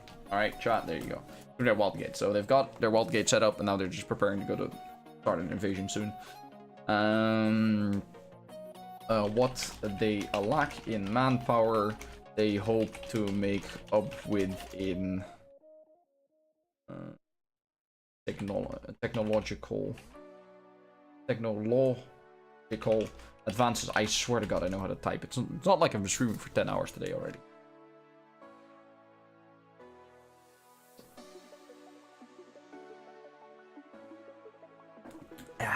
There we go. What they lack in manpower, they hope to make up with in technological advances. I like it. So they are very focused on that goal of taking back the Feywild. Where do we go from here? I want to say that their transition from the Feywild to Earth wasn't exactly the smoothest, and that's also probably one of the reasons why they want to go back to the Feywild. Actually, hold on. During the Shattering, the Feywilds blew up because of the excess amount of arcane energy, thus forcing the Sea Gnomes to flee to the material world. Do they have a leader? Yes. However, that's more of like a... well, I could add that in as well. They would definitely have a leader, though. As I said, I think that, like, with some of the other races, especially like hobgoblins and humans and all the others, they tend to have, like, their own kingdoms. But I think that the Sea Gnomes only might have one or something. Gnome Letariat? Exactly. That comes on later. Yeah, I just want to really, like, just get the basics down first, and then we can always expand on them. Don't worry, keep it going, though. I would think most scientists, artists, and craftsmen work for or are funded by the regime. Yeah, exactly. And as I said, it's also more of, like, for a lot of Sea Gnomes, it's a personal thing. Now, the reason this is the thing, right, is that the Shattering took place a few thousand years ago. Let's say 8,000 years ago. That's something that I had for elves, and I think that's good. Let's say that the Shattering took place like 7,000 years ago, right? That's quite a lot. That's a whole bunch of generations already gone. That's like 20 generations already gone. So there is something that keeps that driving force behind the Sea Gnomes wanting to take back the Feywild. So either there's something in the Feywild that the Sea Gnomes really want, or there is something in this world that is making their stay unpleasant and that they want to go back to the Feywild for. So I was thinking maybe have them no. I was gonna say maybe have them be very sensitive to divine magic, but that would just, like, D&D wise, cause horrible balances.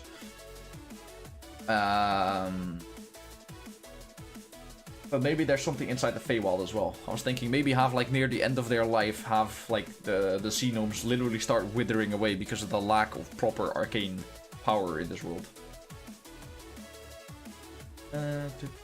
So yeah, free will, but their jobs goes toward the cause, exactly.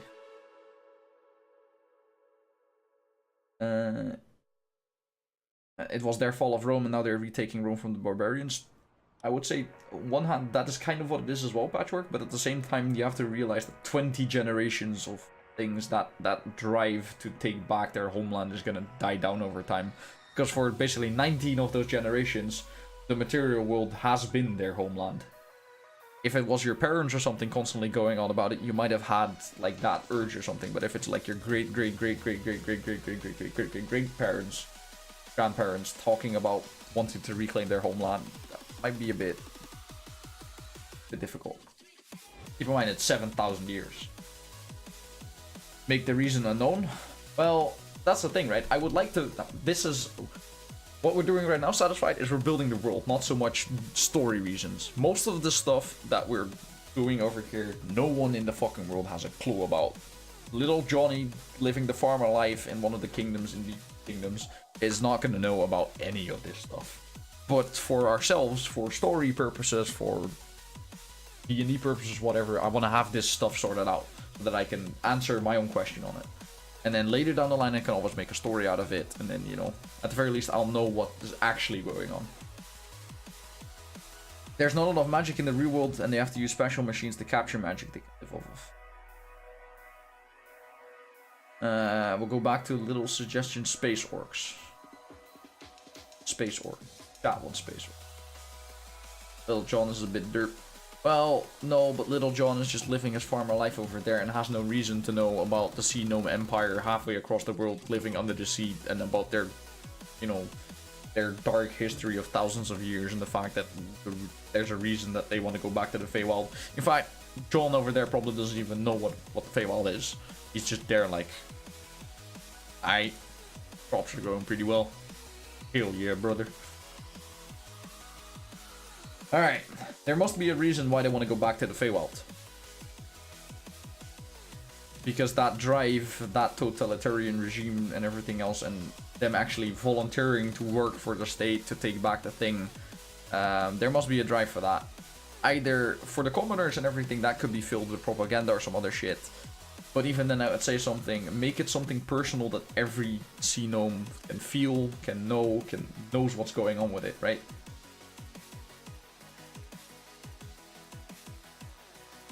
Because if they have that personal attachment to it, and if their gnome totalitarian leaders go like, look, you can feel it too. We're out of magic. We need to go back to the Feywild because there's magic there. And then all of a sudden every single gnome will be like, alright, let's fucking do it. Let's work for it. A life crystal, a royal city. I like the idea of like a crystal or something. What's up, Molly? And they think the Earth is getting close to the sun and want to leave before the world ends.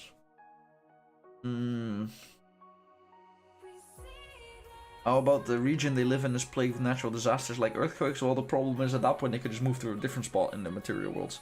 You have to understand that invading the Feywild is gonna be a big, and I mean a fuck ton of effort for them. So what I want to find out is what is the reason that they want to retake the Feywild instead of just giving up and moving somewhere else. There has to be probably something in the Feywild that they really, really want to have. That is causing them pain or shame. Well, not even shame, because 20 generations of shame, well, maybe, but there's something in there that they really need to have. And they are legitimately willing to go to war to have it. Now that can be achieved also through, like, you know, a whole bunch of brainwashing and shit. It could be something like a royal city and then just the government brainwashing everyone for 20 generations straight. Like, you know, that royal city is our holy land, we need to go back or something. But I kind of like the thing with Shure, what he said earlier, like a life crystal or something like that.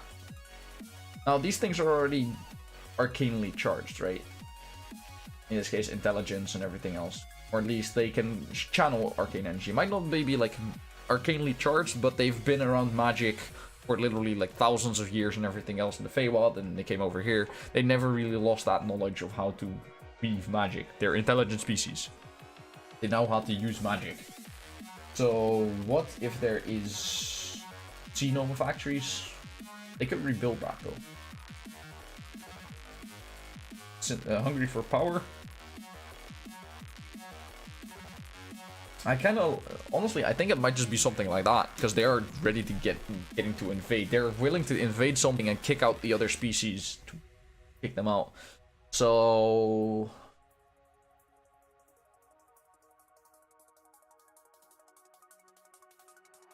what if we combine the ideas?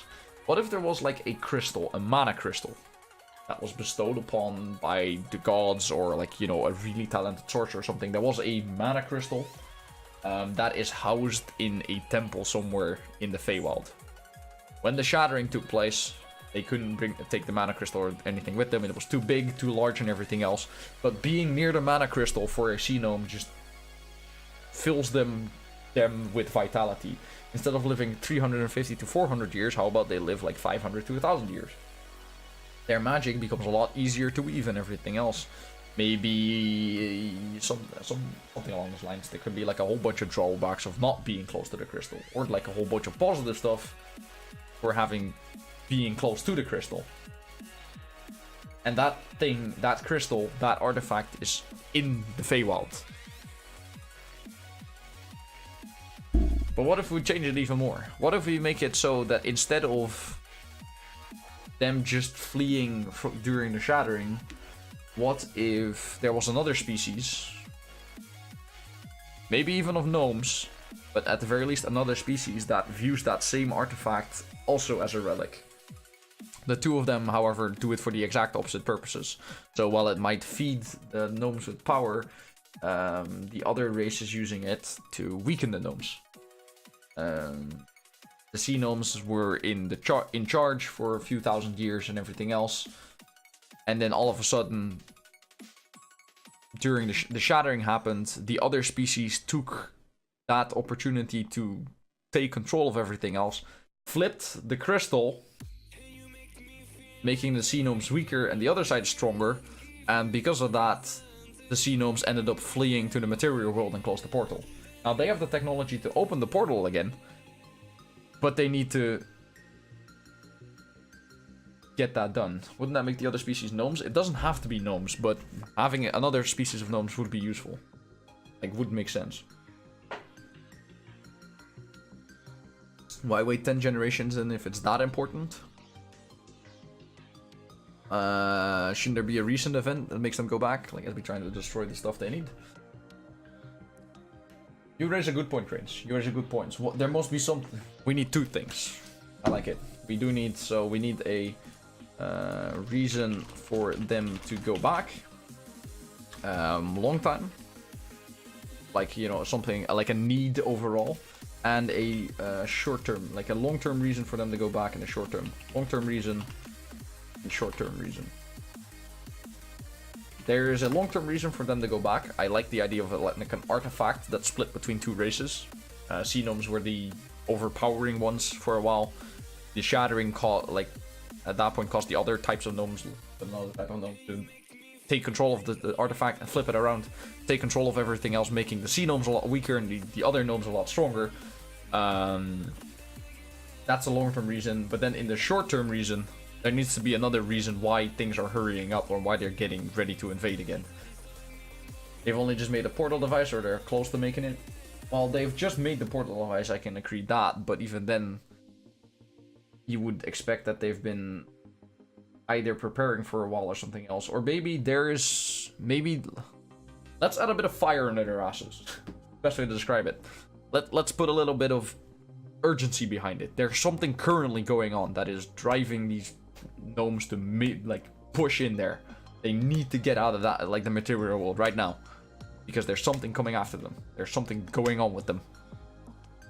They can't power the portal will, Magitech equipment, and not being in the Feywild cuts their lifespan in half. But that would have also been a long-term reason. I do like it though.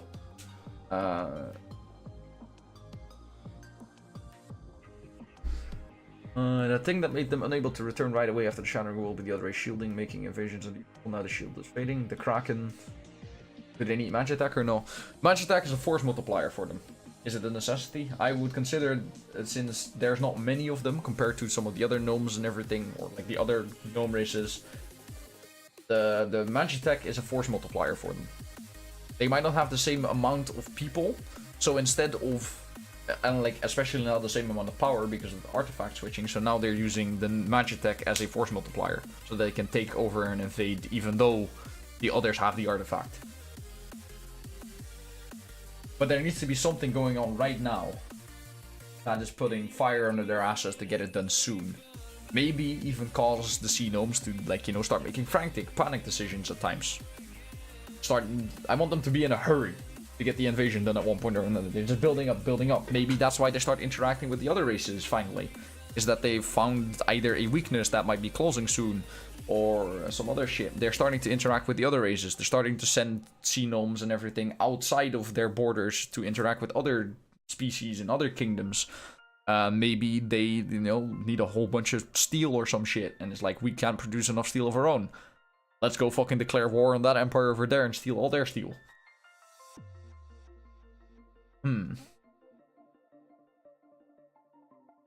The Kraken, Cthulhu. On one hand, yes. On the other hand, that's gonna leave a problem regardless. I want it to be something that has to do with the Sea Gnomes. By, like, putting the fire under their asses, making them hurry up.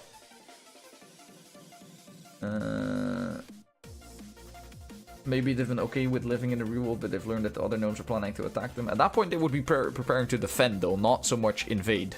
Oh, man.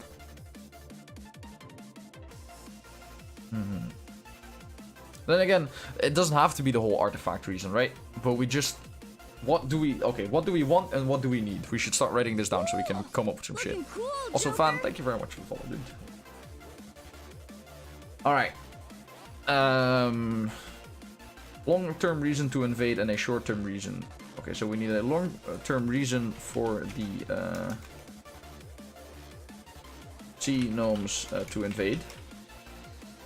We need a reason for them to have enmity with the other species living inside the Feywild.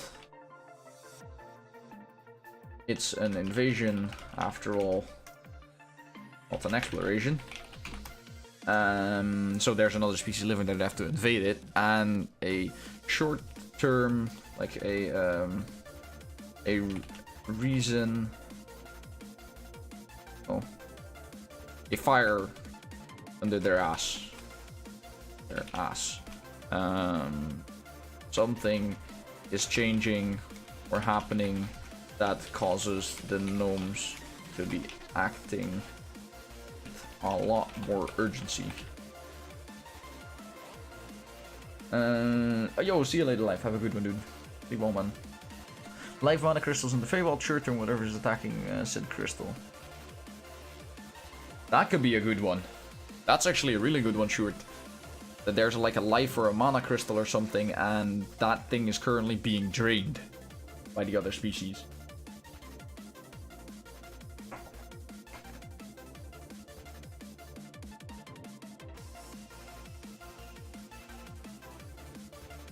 However, having it be just a life thing or everything else is going to be kind of the same as the elves have with their tether towards the trees. Their life being bound to an object type of thingy. In a different way though, but... I do like it. So the long-term reason for the Sea Gnomes to invade is there's an artifact there. Long-term reason, artifact of some sort. Reason for enmity is other species is threatening using said artifact. And urgency is well, kind of the same, honestly. Artifacts defenses have been broken. Something like that. Maybe like that. Are we going for a military problem or a political problem? It could be both. Maybe the crystal is a must need for an eventual event of sorts. That could be something. That every... The crystal gives them power. Yeah, exactly.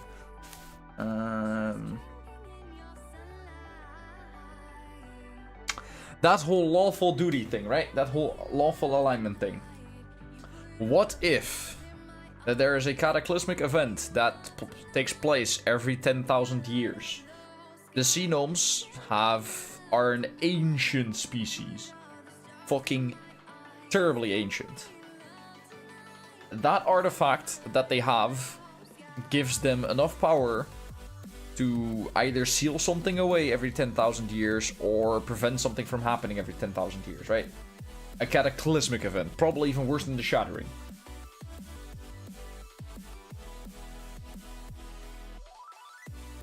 That is their duty as Sea Gnomes.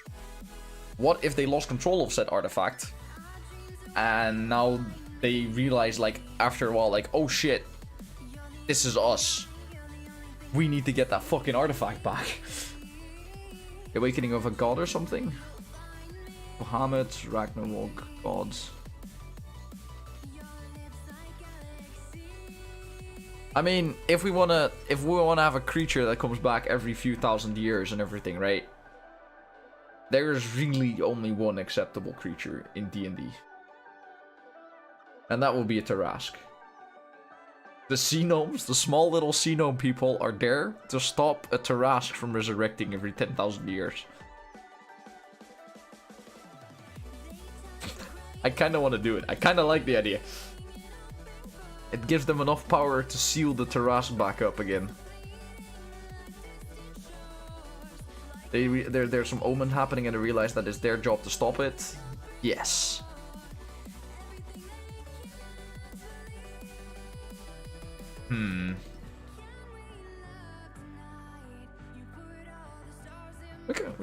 We can work with that. At the very least, we've established the long-term reason needs to be an artifact of some sort that gives them power. Artifact that gives them power. The reason for enmity with the other species, though, is at that point taken away. Or not very clear. Why is the other species in there? Maybe not the Tarask. Maybe not the cataclysmic event. Because at that point, the reason for enmity with the other species kind of goes away. Especially with something like a Tarask, which it ends up kind of acting on its own. It doesn't have any diplomatic allegiance capable of such a thing.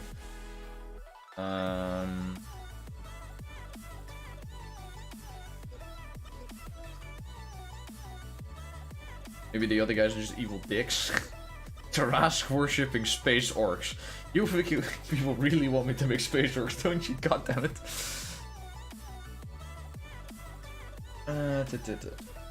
Maybe it was stolen by a cult of sorts.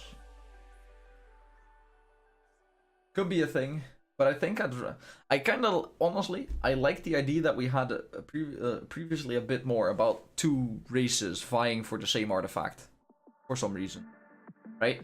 I kind of like that idea. That duality of, at that point it also becomes a bit of a moral dilemma, like which race is actually like the one in the right either. They're just both making use of an artifact left behind to, like, you know, influence the power over the other. I think I like that idea more than, like, you know, just your kind of almost standard, like, cataclysmic artifact of unending power stuff. I kind of like the idea of having, like, another race on the other side that just wants to give them thing. We have an artifact that gives them power. I do like that idea from Shoot. The artifact gives them a lot of power. Not vitality, but power instead. Like, the elves get, like, vitality and shit from it. This thing gets power out of it. Also, Judo. Very much for the sub, dude. I appreciate that. And then that is an unfortunate misclick, my friend. Thank you very much, dude. If you haven't already, make sure to join up in Discord. Link your Twitch and Discord together. That way you get access to the sub chat as well, dude. Thank you very much for that one, man. And your most, mate. Maybe the crystal keeps the place of the place of origin of the other race intact. We go with military conflict or a political dispute over who owns it. Oh, that's the thing, right? That could also be a thing. In fact, I kind of like the idea of the Sea Gnomes being in control of the artifact previously, and then the other race during the shattering overthrowing them, taking control of the artifact. The crystal prevents their home from crumbling from Arcana Havoc.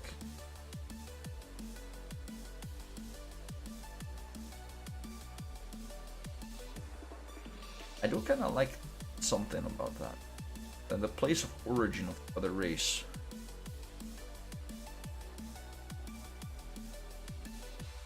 So instead of just power, there's also a need for both races to control the artifact, but that only works for one race at a time. The Sea Gnomes were in control of it previously. I am dropping frames left, right, and center. Sorry about that. The Sea Gnomes were in control of the artifact previously, storing them power. But the other race needed it as well. What is the reason that both sides need the artifact, chat? Other than just power. Because power is a good idea. Power is a really good idea, but that power allows them to do something. And again, why wait thousands of years? We can come to the urgency fact later as well.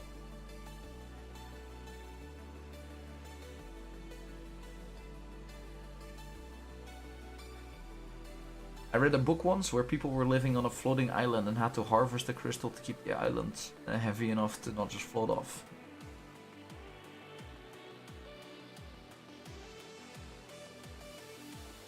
But then again, Little Man is also kind of right on that. Why wait thousands of years?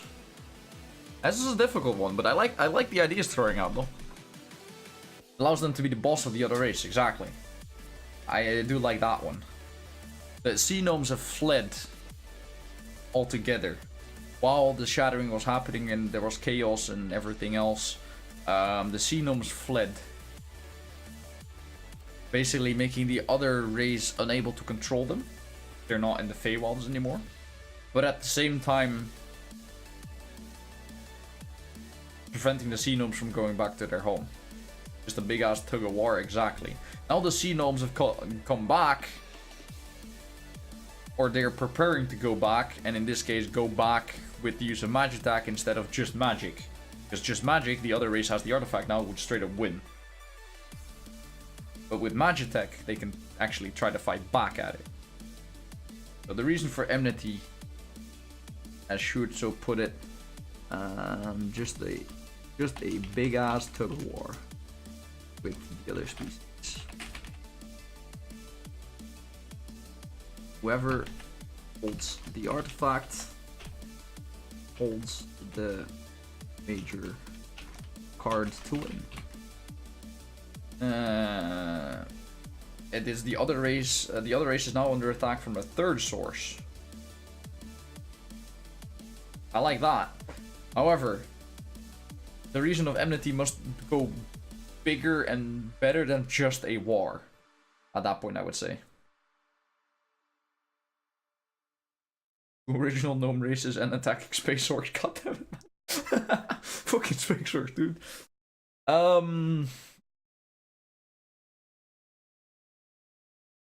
There must be almost like a bloodline related thing to those things attacking each other. It must be like a true like hatred to keep on going with a war for thousands of years.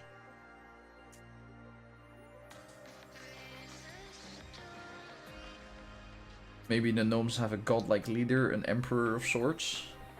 And yes, and then because protected by elite gnomes, bread of perfection, Mole, yes, of course. And then because of the fact that they have an army and they live on the water, they would technically be marines, right? So they would have a whole bunch of elite marines in Magitech armor serving the god emperor. I think that might get me a bunch of legal issues, mate.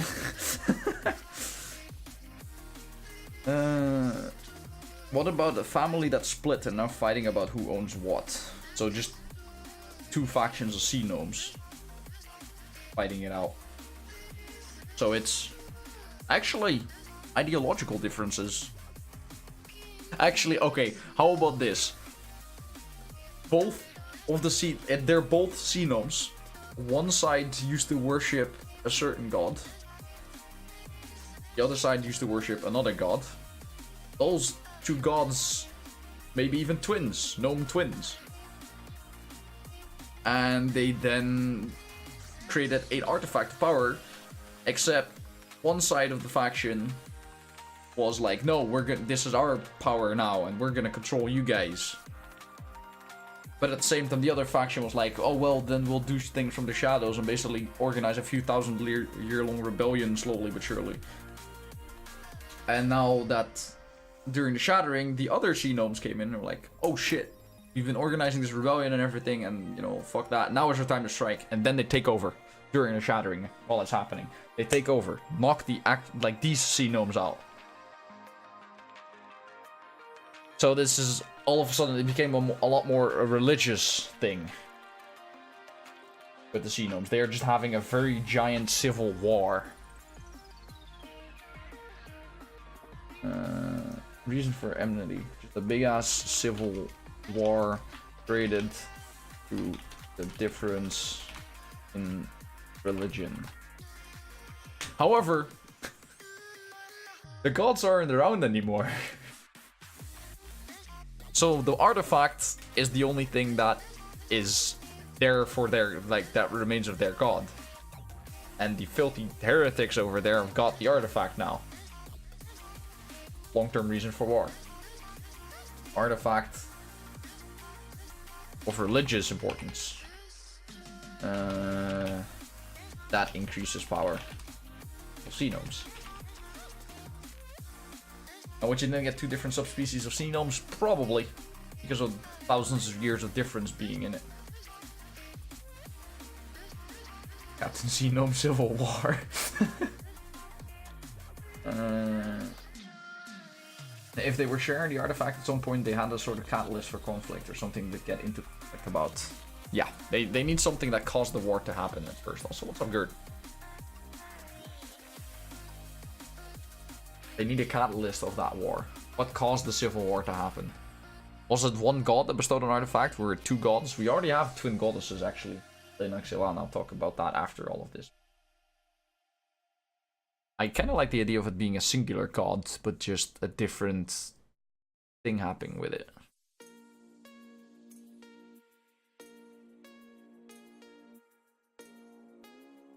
Then again, who is to say that the leadership isn't aware of the god's absence? Oh no, they're very well aware of the god's absence in this world. There's the divine power that you get for believing gods, but they know that the gods can't do divine intervention anymore. The shattering and the death of their gods.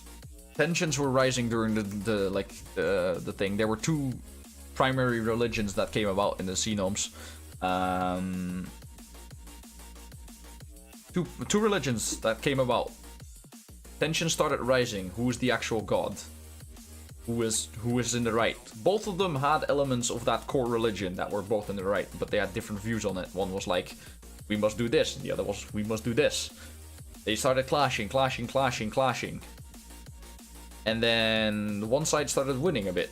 The other side started losing. And then the shattering took place. They overtook him. Kicked him out.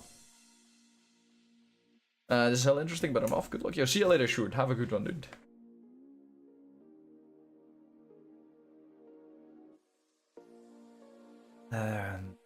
Quick recap, please. I'm gonna upload this to YouTube because, Gert, we've been doing this for 2 hours. If I were to do a quick recap, I would be busy for another 2 hours. Just quickly recapping the world.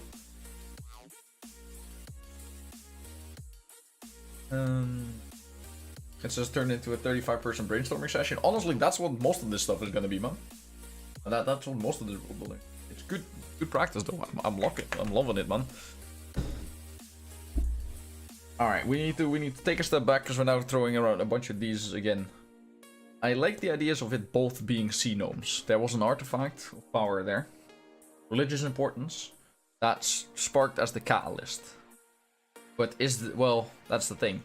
What do we want as the catalyst? Do we want the shattering to be the catalyst, and then the civil war happened and the losers were kicked out? Or do we want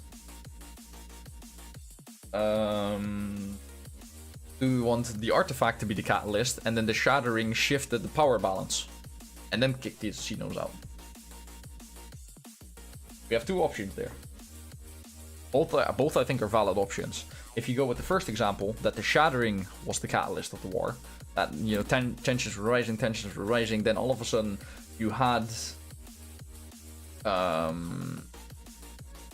moment where shattering took place and both sides started blaming each other, then the civil war happened and the losers were kicked out. At that point, the losers, the ones that you meet on the actual world, could be like, you know, like, oh yeah, but those Sea Gnomes are evil and they've kicked us out and they've taken our rightful homeland and yada yada yada yada yada. Or the other option, the artifact was the catalyst. The artifact came in, was found maybe somewhere, we don't know what, it may be created by the gods, that sparked a war. That artifact was the reason that gave them so much power and so much religious importance that sparked the war between the two sides. Both sides wanted control of the artifact. Neither had control, both wanted control. You had one of the two species started winning a power. It became tilted. All just power levels, you know. One side was winning a lot, other side shrunk a lot. And then the shattering happened. And in that moment of the shattering, the other side took over and kicked these guys out. They kicked what seemed to be at first the dominant species out. Shattering happened, and that caused the power balance to shift, and then kicked the others out.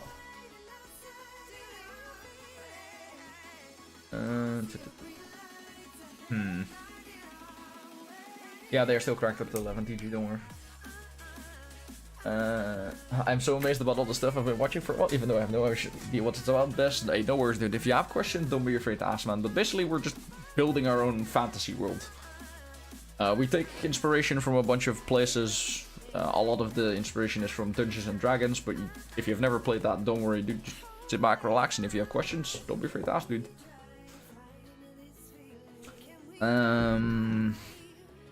You guys are saying artifact, though. The artifact should be the, yeah, that should be the catalyst of the war. They shouldn't be bound to the shattering, it limits possibilities. You are kind of correct on that one. I like it. So the artifact is of religious importance. The reason for enmity is a difference in religion. Same core tenets, but different interpretations.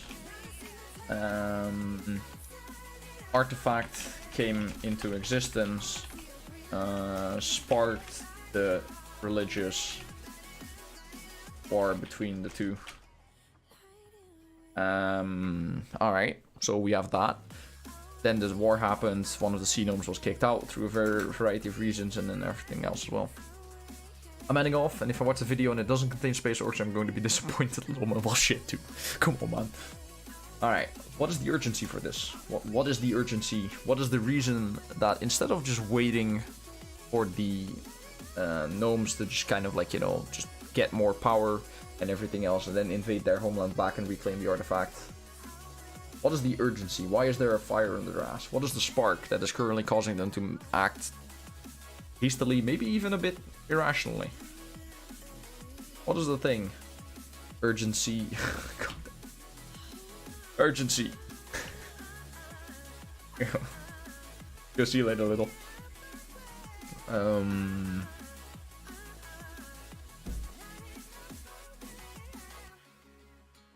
I mean, a few thousand years have passed since, right?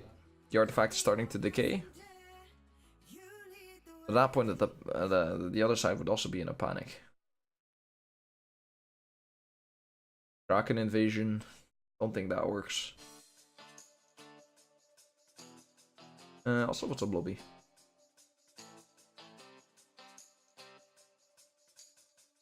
On one hand, I like the idea of like the third party being, what is it?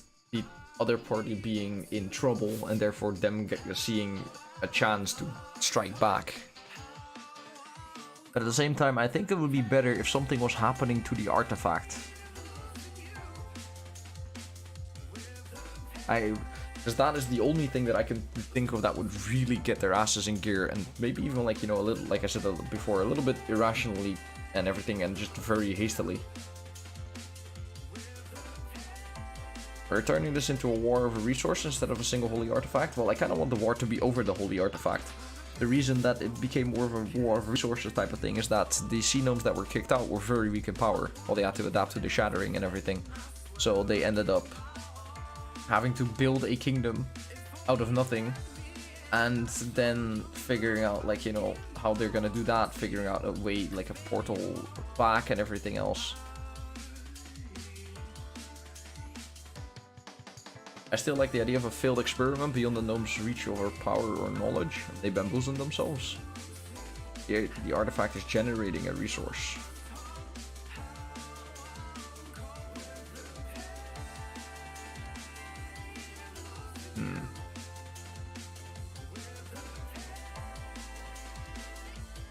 What do you mean with the failed experiment, Molly? What would the consequences of that failed experiment be?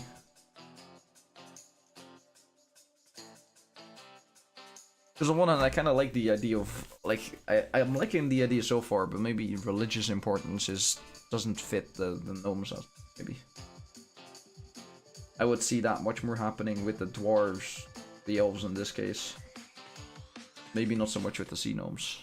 But then again, it could also fit with the Sea Gnomes, because I also want to make the Toucans already magically charged, and that would mean we have like Dragonborn and Toucans and like, well, not really, Sarate. Like, and the Dragonborn and the Toucans already magically charged.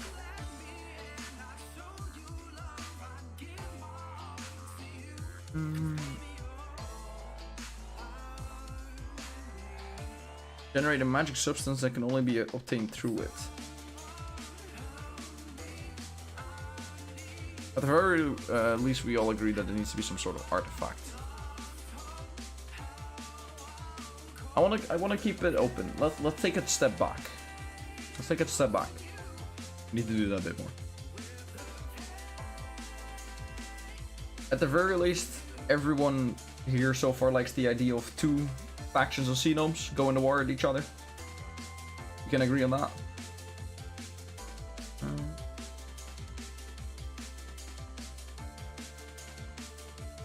Like, I like that idea. I like that idea quite a lot. The fact that just two factions of Sea Gnomes. It's not like another species, it's just another faction of Sea Gnomes, and there's a key difference in the 2 of them. That could be religiously, that could be like ideologically. Let's take a step back, let's not make it religious. What could be the cause of the ideology to the point that both of them go to civil war and one of them is willing to kick the others out completely? In this case, Sea Gnomes are a lot more magical race. They know, they've been finely instructed, especially the Feywild is a very arcane heavy place in my world. It's where arcane originates from and everything else. So they know a lot about magic and weaving magic and casting magic.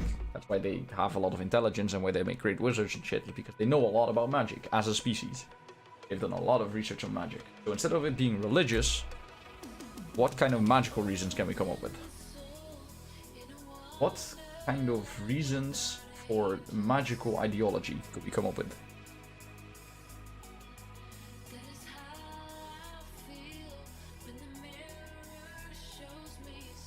And do we even want to keep the idea of an artifact? That's also the question at that point. The artifact of religious importance is a very good idea, but I want to keep things open a bit. I want to keep things different avenues. In this case, let's change the avenue away from religion and let's make it something magical.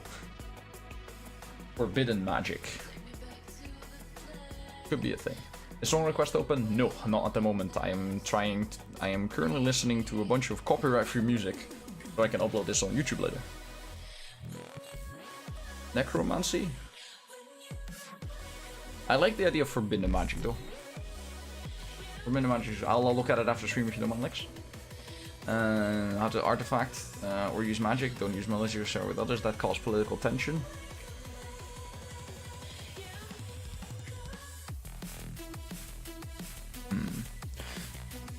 If they have rules how to... I do like the idea of a forbidden magic though.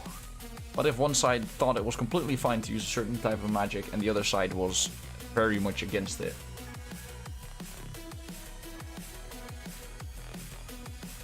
Where do we draw the line? Actually, I have an idea. These Sea Gnomes use a lot of Magitech stuff, right? They're starting to go a lot with engineering to channel their magic. What if the other side was trying to incorporate it into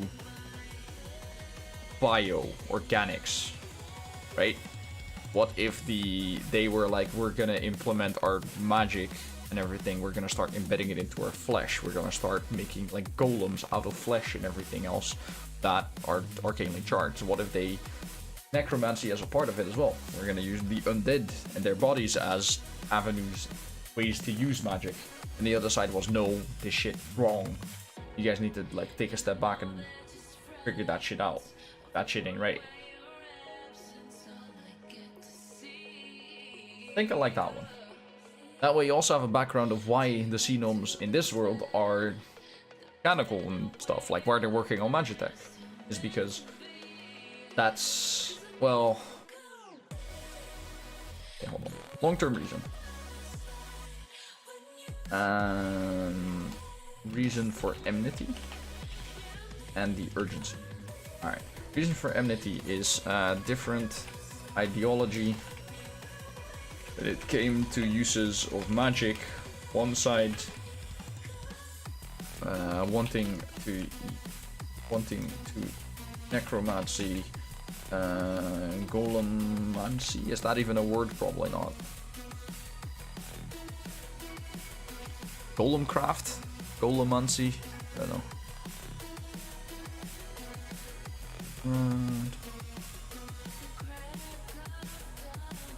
What do we call it? Want to use necromancy, golems, and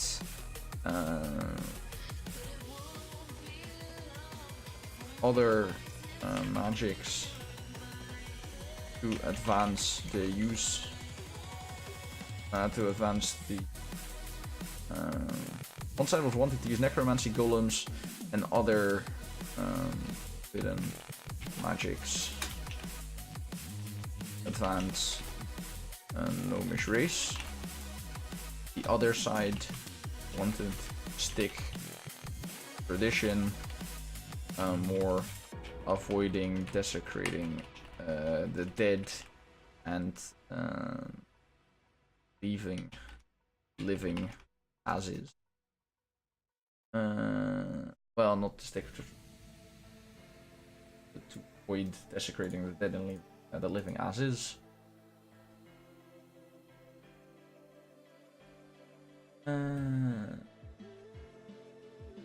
It's kind of like two factions at that point, Art. Yeah, basically, you're describing the process of what would happen. You're saying, like, what if it wasn't two factions, but the same one, they had forbidden magic, some began using it more and more, and even more gnomes began doing it to the point of splitting them, and then something happened that made Sea Gnomes go, like, kind of like two factions. Yeah, that's basically the process of it all. There were two factions. Like, there was just, at one point, there were just gnomes were doing their thing, magic stuff. Then a bunch of them started using, like, you know, started using necromancy and golems and all kinds of other forbidden magics to improve and, like, further the magics and just the gnomish race in general. The other ones didn't agree with that. It was wrong. It shouldn't be allowed. It just, you know, ethics, morals, and stuff like that. The other side was like, no, more technological progression, more magics. Artifact enhances that forbidden magic. Oh, we don't have an we don't have an artifact in here yet, but we could do something with that. One side started to be consumed by their need for forbidden magics, losing control and sparking the civil war. Right?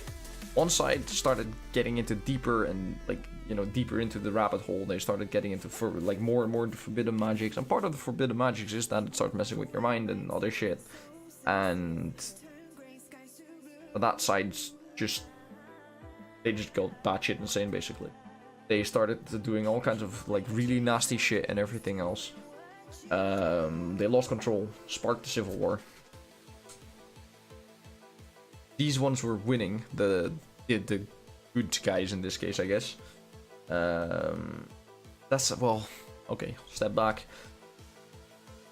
I kind of wanted to keep the Sea Gnomes, if possible, a bit more morally, like, questionable. Like, both sides, like, there is no right or wrong in this one. Both sides have their points. In this case, we're just making the other side out to be the evil ones, aren't we? I'm kind of wanting to people, like, if they go, like, you read into the Sea Gnomes, that there really isn't, like, a right or a wrong answer when it comes to supporting both factions. And this is not doing that.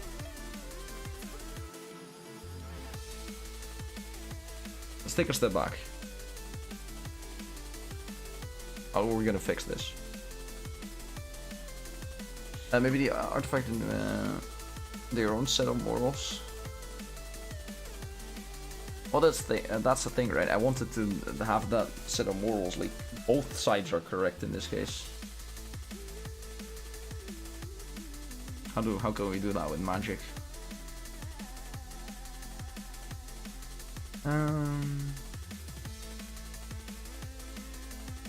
What if we made the necromancy for a better purpose? That way you can have the people who are like, necromancy and everything is a horrible thing, and but what if there was, like, a noble purpose for it, right?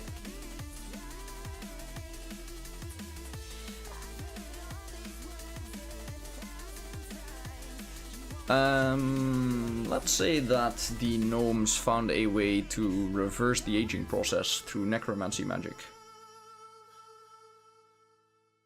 right? Let's say that a very important leader of the gnomes at one point was struck by something, and they figured out how to reverse it, and then could reverse it through necromancy. However, it is also one of the forbidden magics for the Sea Gnomes.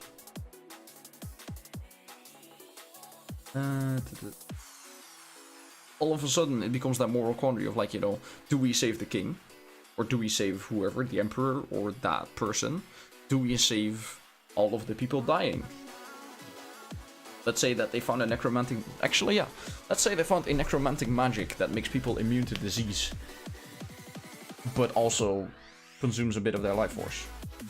Something like that. Maybe even, like, you know, starts tampering with the soul itself. It's a forbidden magic.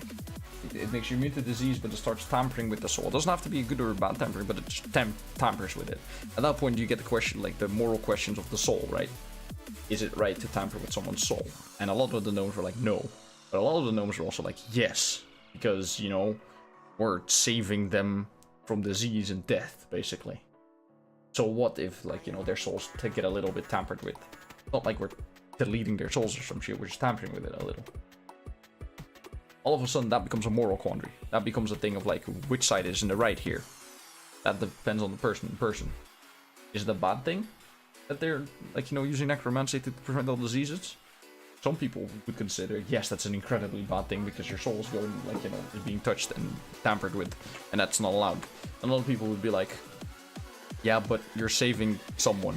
So what if their soul gets touched and tampered with a little? You're improving them. You're making sure that they don't die.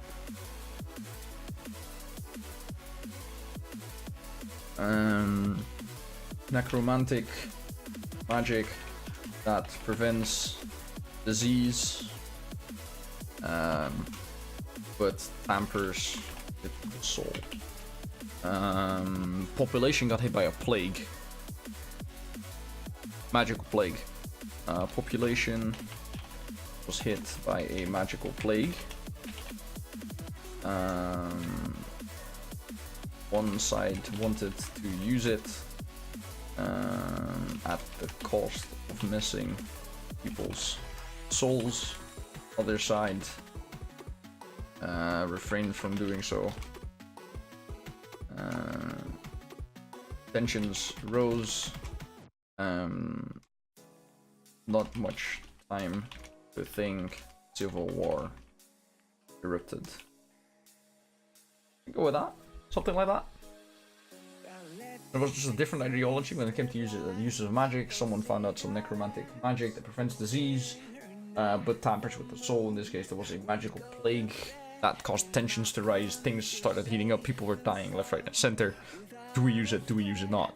At the end of the day, the Council of Magic for the Sea Gnomes decided, no, we do not use it. We do not tamper with the soul. The tampering with the soul is too much.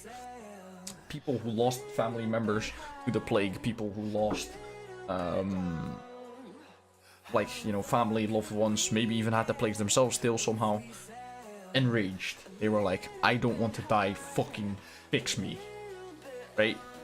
Like, just, my son or my daughter or my parents died because of that plague when it could have been stopped. Rage erupted. People got upset. People started raging and civil war erupted at that point. Sounds plausible? At that point, that's the catalyst of the war. That right there was the catalyst of the war. That divide. The plague was hitting, people were hurt, people lost, you know, loved ones and everything else. And the Gnome Council decided no, because tampering with someone's soul is too much. It is forbidden magic. Not allowed to touch that. And people started touching it anyway. And people were enraged by that decision. They lost loved ones to it and everything else.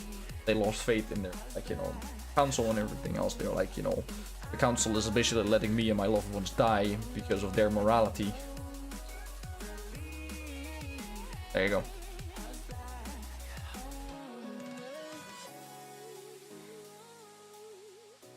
Maybe the ones who were on the earthen plane are the ones who want to use it like this, and they were banished because of it. Now they're running out of time, giving them an urge, rush in and get shit done.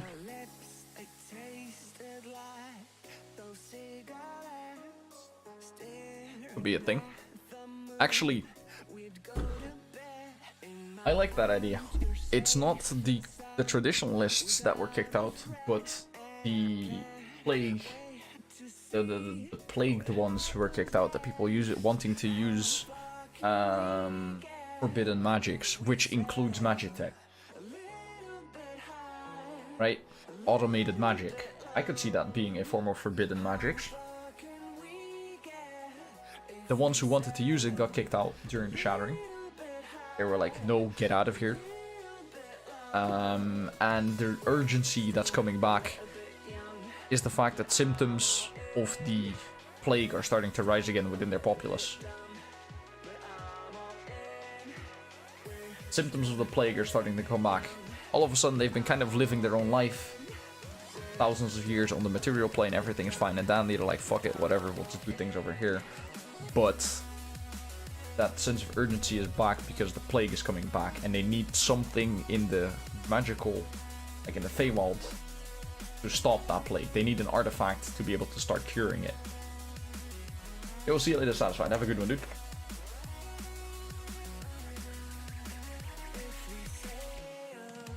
I can see that. Long-term reason for the Sea Gnomes to invade. Artifact that ends the magic. Also, 3 Doge, thank you very much for the follow, dude. An artifact that helps prevent diseases and plagues. Massive. On an artifact that helps prevent disease and plagues. The reason for the Anthony is different ideology when it came to use magic, forbidden, we'll call it forbidden magic. That prevents disease but tampers with the soul. Population was hit by a magical plague. One side wanted to use it at the cost of messing with souls. Prevents disease but tampers with that uses artifact, the magical artifact that prevents disease but tampers with the soul. Population was hit by a magical plague. One side wanted to use it at the cost of messing with souls. Other side refrained from doing so. Well, the government or the council, but the council declined the medication. I don't know what to grab it as. Rejected the motion, claiming that tampering with one's soul was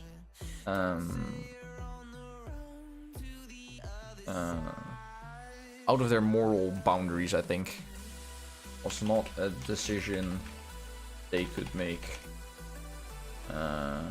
They could allow, I should say. The council rejected the motion, claiming that tampering with the soul was a decision they could not allow. People rose up in anger after having lost loved ones to the plague. A civil war erupted, and the rebels were kicked out shortly after shattering. There you go. Now the urgency is, the urgency that has come back is the plague started to come back again. Or symptoms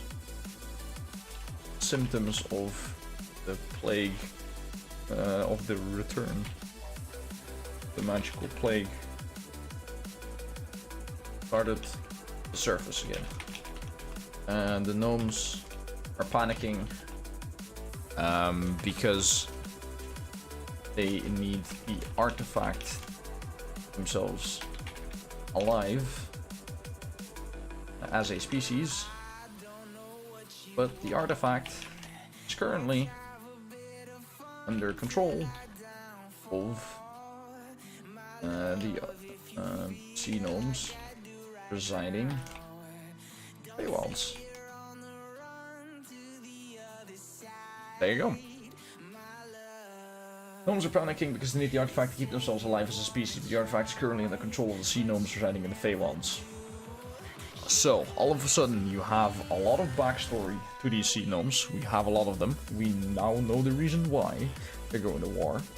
Why they're preparing to invade is that they tried doing it like friendly. That didn't work out. Or at least the first time around they tried doing it friendly. That didn't work out.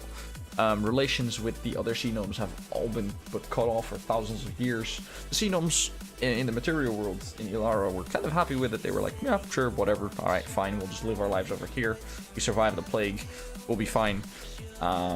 They started doing independent research. That's also why they might be, like, you know, just setting foot into Magitech over now, because they had to kind of build up from scratch again when it comes to magic uses. But now, in the recent, like maybe like a few hundred years ago, symptoms or at least evidence of the plague returning soon have started to come alight. Maybe like a prophecy somewhere, and the prophecy has started to ring true. Maybe there literally have been cases of the plague already. Rarely, but there have been cases of the plague already, maybe. Maybe they've heard then in a distant land somewhere that there's a disease that started spreading, and which matches examples of the plague. Whatever the reason is, plague is coming back.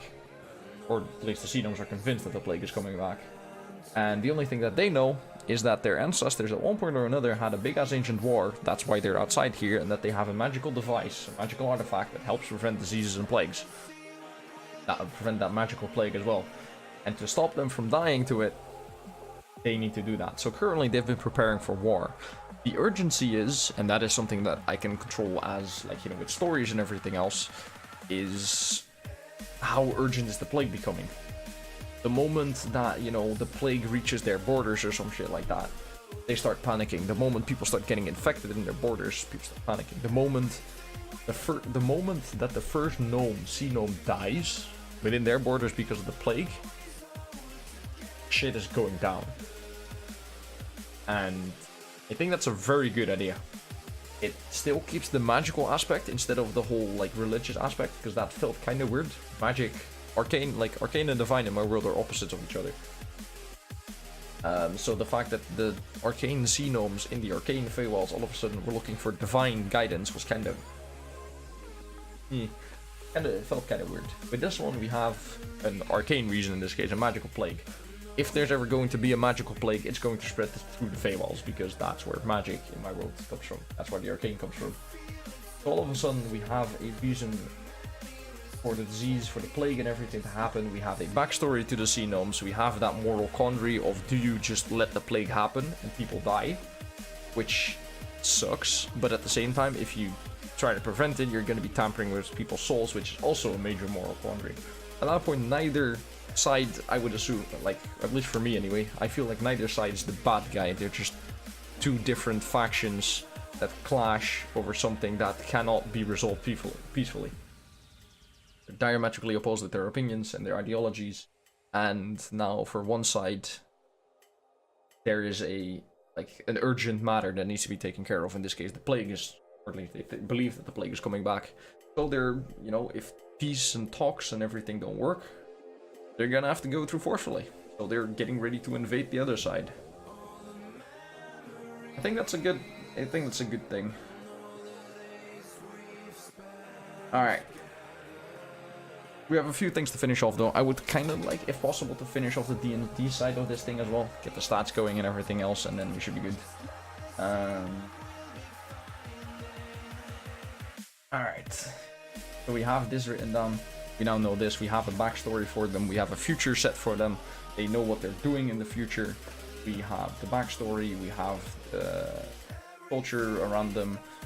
It is a totalitarian regime, but, like, well, people are free. Personal freedom is a thing, but everyone supports the state in what they're doing because they know about said magical plague. They know what they're doing, so they would much rather, for the sake of their species, work on projects that the government is giving them, join the military, do magitech research and all kinds of other shit just to further that. The closer that plague is gonna come, the more willing the Sea Gnomes are going to do to interact with other races and everything else as well. They're going to be willing to like set up trade, maybe even with other people, or maybe close off trade. They might start like raiding other countries or joining wars or some other shit. There could be all of like plenty of reasons all of a sudden why, from being very isolated, they now all of a sudden start interacting with the world because they need more power to be able to take on the Sea Gnomes on the other side. Now we have given them a place in the world. We know what their goals are. We've given them a history, and we know their culture and everything else. So now what we need to do is set up the species, kind of stat-wise. This is more for the D&D thing than the story thing. And then we should have a good idea what's going on. I'm gonna do that right now, and then we'll see what happens after that. Alright. My book is currently over at a friend's place, so I can actually load that. So I'm gonna look at the PDF thing. Let's see, where is it?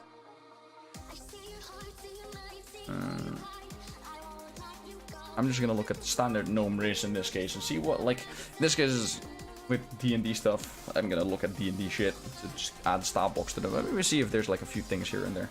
At the very thing, Artificer Insight. When it comes to magical objects or something like that, they have that like that insight. They get twice your proficiency bonus when it comes to just investigating magical items and engineering and all that shit. This has been thousands of years of like magical engineering and all kinds of other stuff. They know magic very well as a race. They just know magic. Amphibious. Can breathe underwater and on air. They're Sea Gnomes after all. But what are some other interesting aspects that we could add to these gnomes instead of just stats and other stuff? Because are there any other amphibious races in D&D? Sure, there are plenty or something. Monster manual probably need for that. Let's see if we can find some underwater beasts and see what they can have going for them. We already added a bit of that magic engineering aspect to it, and I kind of want to add a bit more to their magical aspect as well. And maybe a bit more water aspect-y as well. I'm looking at water weirds. No, they don't have anything interesting to add. This is something that you will end up seeing me do quite a bit through streams and through these videos as well if you're watching this on YouTube and other stuff. I really don't mind taking inspiration or just even taking like chunks at the entire time from other places, as long as it gives me like a good idea and I can integrate it into my own world. I will just join. It's not stealing, it's borrowing it and adapting it to whatever we need. And on that note, what do the Sahagin have? Blood Frenzy, Shark Telepathy, Limited Amphibiousness. Sahagin can breathe air and water, but it needs to be submerged at least once every 4 hours to avoid suffocating. I kind of want to remove that because of the fact that I would actually like Sea Gnomes to be sort of playable, but at that point that won't be really Sea Gnomes anymore, would they? Then again, I don't like the idea of them just living underwater though. Like, they can still be Sea Gnomes, but they can just walk on air just fine as well. Alright. Any other things with Sahagin, spells, Blood Frenzy? Nope, not really. Alright. Any other underwater things that I can think of that I see one real quick? Don't really think so. What do the normal gnomes have? Like, what is their like overall power thing? Like age, we have that. Alignment, size. We'll add size in as well because size is kind of small. Between 3 and 4 feet tall. Gnomes have dark vision. Yeah, let's add dark vision. Oh, they can see the dark, 6 feet. That's fine. They have gnome cunning. You have advantage in all intelligence, wisdom, and charisma, so saving throws against magic. I mean, on one hand, I think it just fits, especially since my gnomish race is also very, very magically aligned and everything else. Having them be resistant to magic could be good.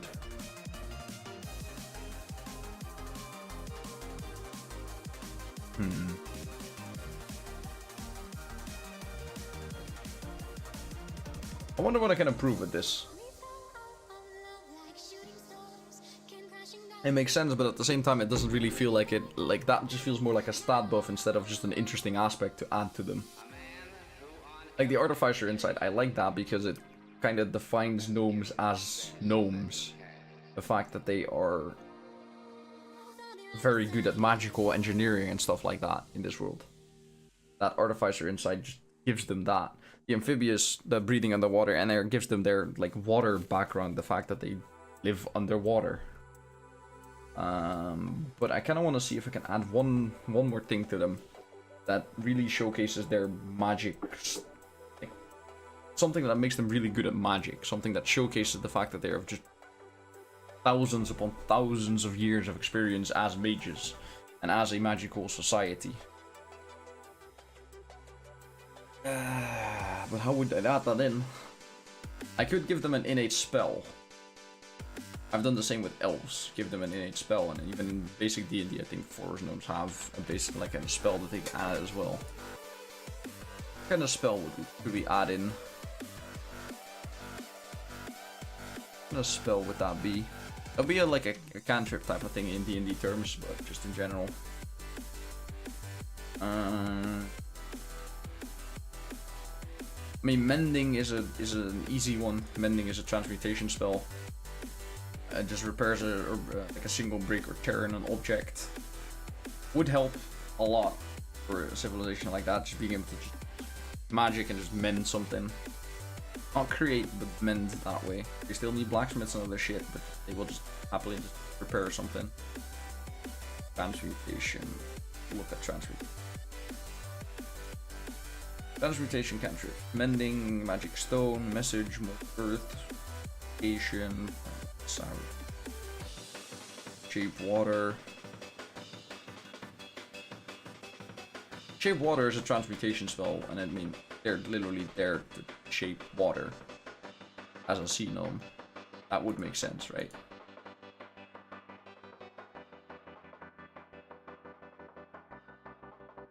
Yeah, that would make sense. So we just give them the shape water cantrip. So we give them what are we gonna call this? Well, to be honest, it doesn't matter to me. You gain shape water cantrip spell for intelligence.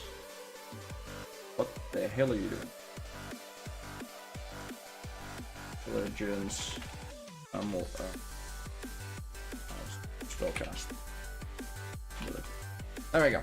Alright, so they can shape water with the shape water cantrip that allows them to like basically like a basic manipulation of water, not like, you know, create and destroy thousands and thousands of liters of water, but just like basic manipulation, like slightly control water, freeze it a little bit here and there, simply like make form it into shapes, animate it a bit as well. And that kind of falls into the backstory as well with this thing.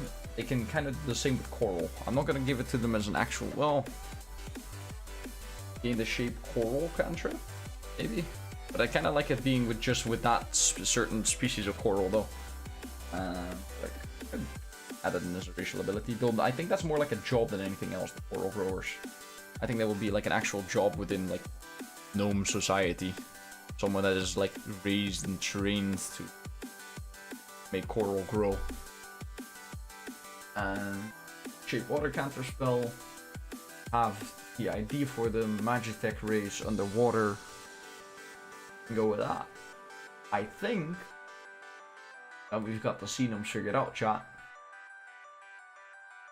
What do you guys think? I think we've got most of them done. We've got a reason for them to go to war. We've given them a place in, like, as a species as well. Just looking at it like this real quick, Sea Gnomes have the intelligence dexterity thing going as well, so D&D wise things are kind of balanced as the more intelligent race, but also kind of like isolated. We've now given them a reason to start reaching out and everything else. Stat wise, this could always improve. I'm probably gonna improve this a lot over time. Most of this stuff is honestly stuff that I'll probably get IDs for over time that will adjust over time, but I think it sounds pretty good so far. Not finished. Don't get me wrong. This thing is not finished yet. There's plenty. I'm gonna have plenty of ideas over time where I'm gonna be like, yup, this needs to go, or this is gonna change. I've had the same thing with a few of the other races already so far, a few ideas. But I think for now that this is a pretty good start. I think we've got about everything covered so far. The toucans I will probably get to in a later stream / episode. Probably gonna do that next, but for now, I think we're done. One of the things I do want to do next time as well is make a new pet species. I really think that, like, instead of just having like cats and dogs and everything as pets, maybe like make like a bunch of lizards like the main pet that can be found everywhere. Just change things up a little bit. Maybe changing things up too much is also going to be a problem, but at least for now, I think for having a bit more variety and a bit more uniqueness to the world can definitely make it stand out a bit more. So next time, I'm going to be probably creating a few new pet species. The main thing what we're going to be doing next time is the toucan race. At the very least, we won't have to deal with an hour and a half of world introduction, and we can dive straight into the world, like the race building and everything else. I'll see if I can find some ideas for the toucans next time that we get into this. But yeah, does the content posted in the world building channel and Discord have to be D&D or Ilara related? No. If you have your own world or something like that, or you just want to discuss it, feel free to do that in the Discord as well.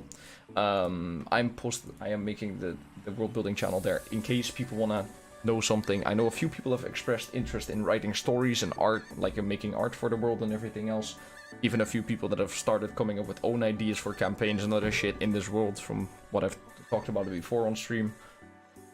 If you want to do that as well, that is for the world building channel too. But if you also have your own world that you want to build, or just have questions about world building in general, feel free to ask that in the world building stuff as well.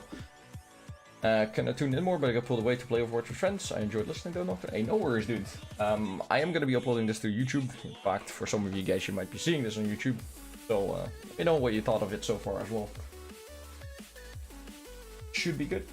Next time, toucans, pet races, and everything else as well. If you haven't already, make sure to check out my Discord channel and my Twitch channel as well, if you're not on there. And if you're on Twitch listening right now, make sure to check out my YouTube channel as well, because I'll be uploading this thing over the next few days over there. Hopefully within 2-3 days I'll have that up on my YouTube. Probably on Wednesday. Not too sure. I'll let you guys know how about that goes.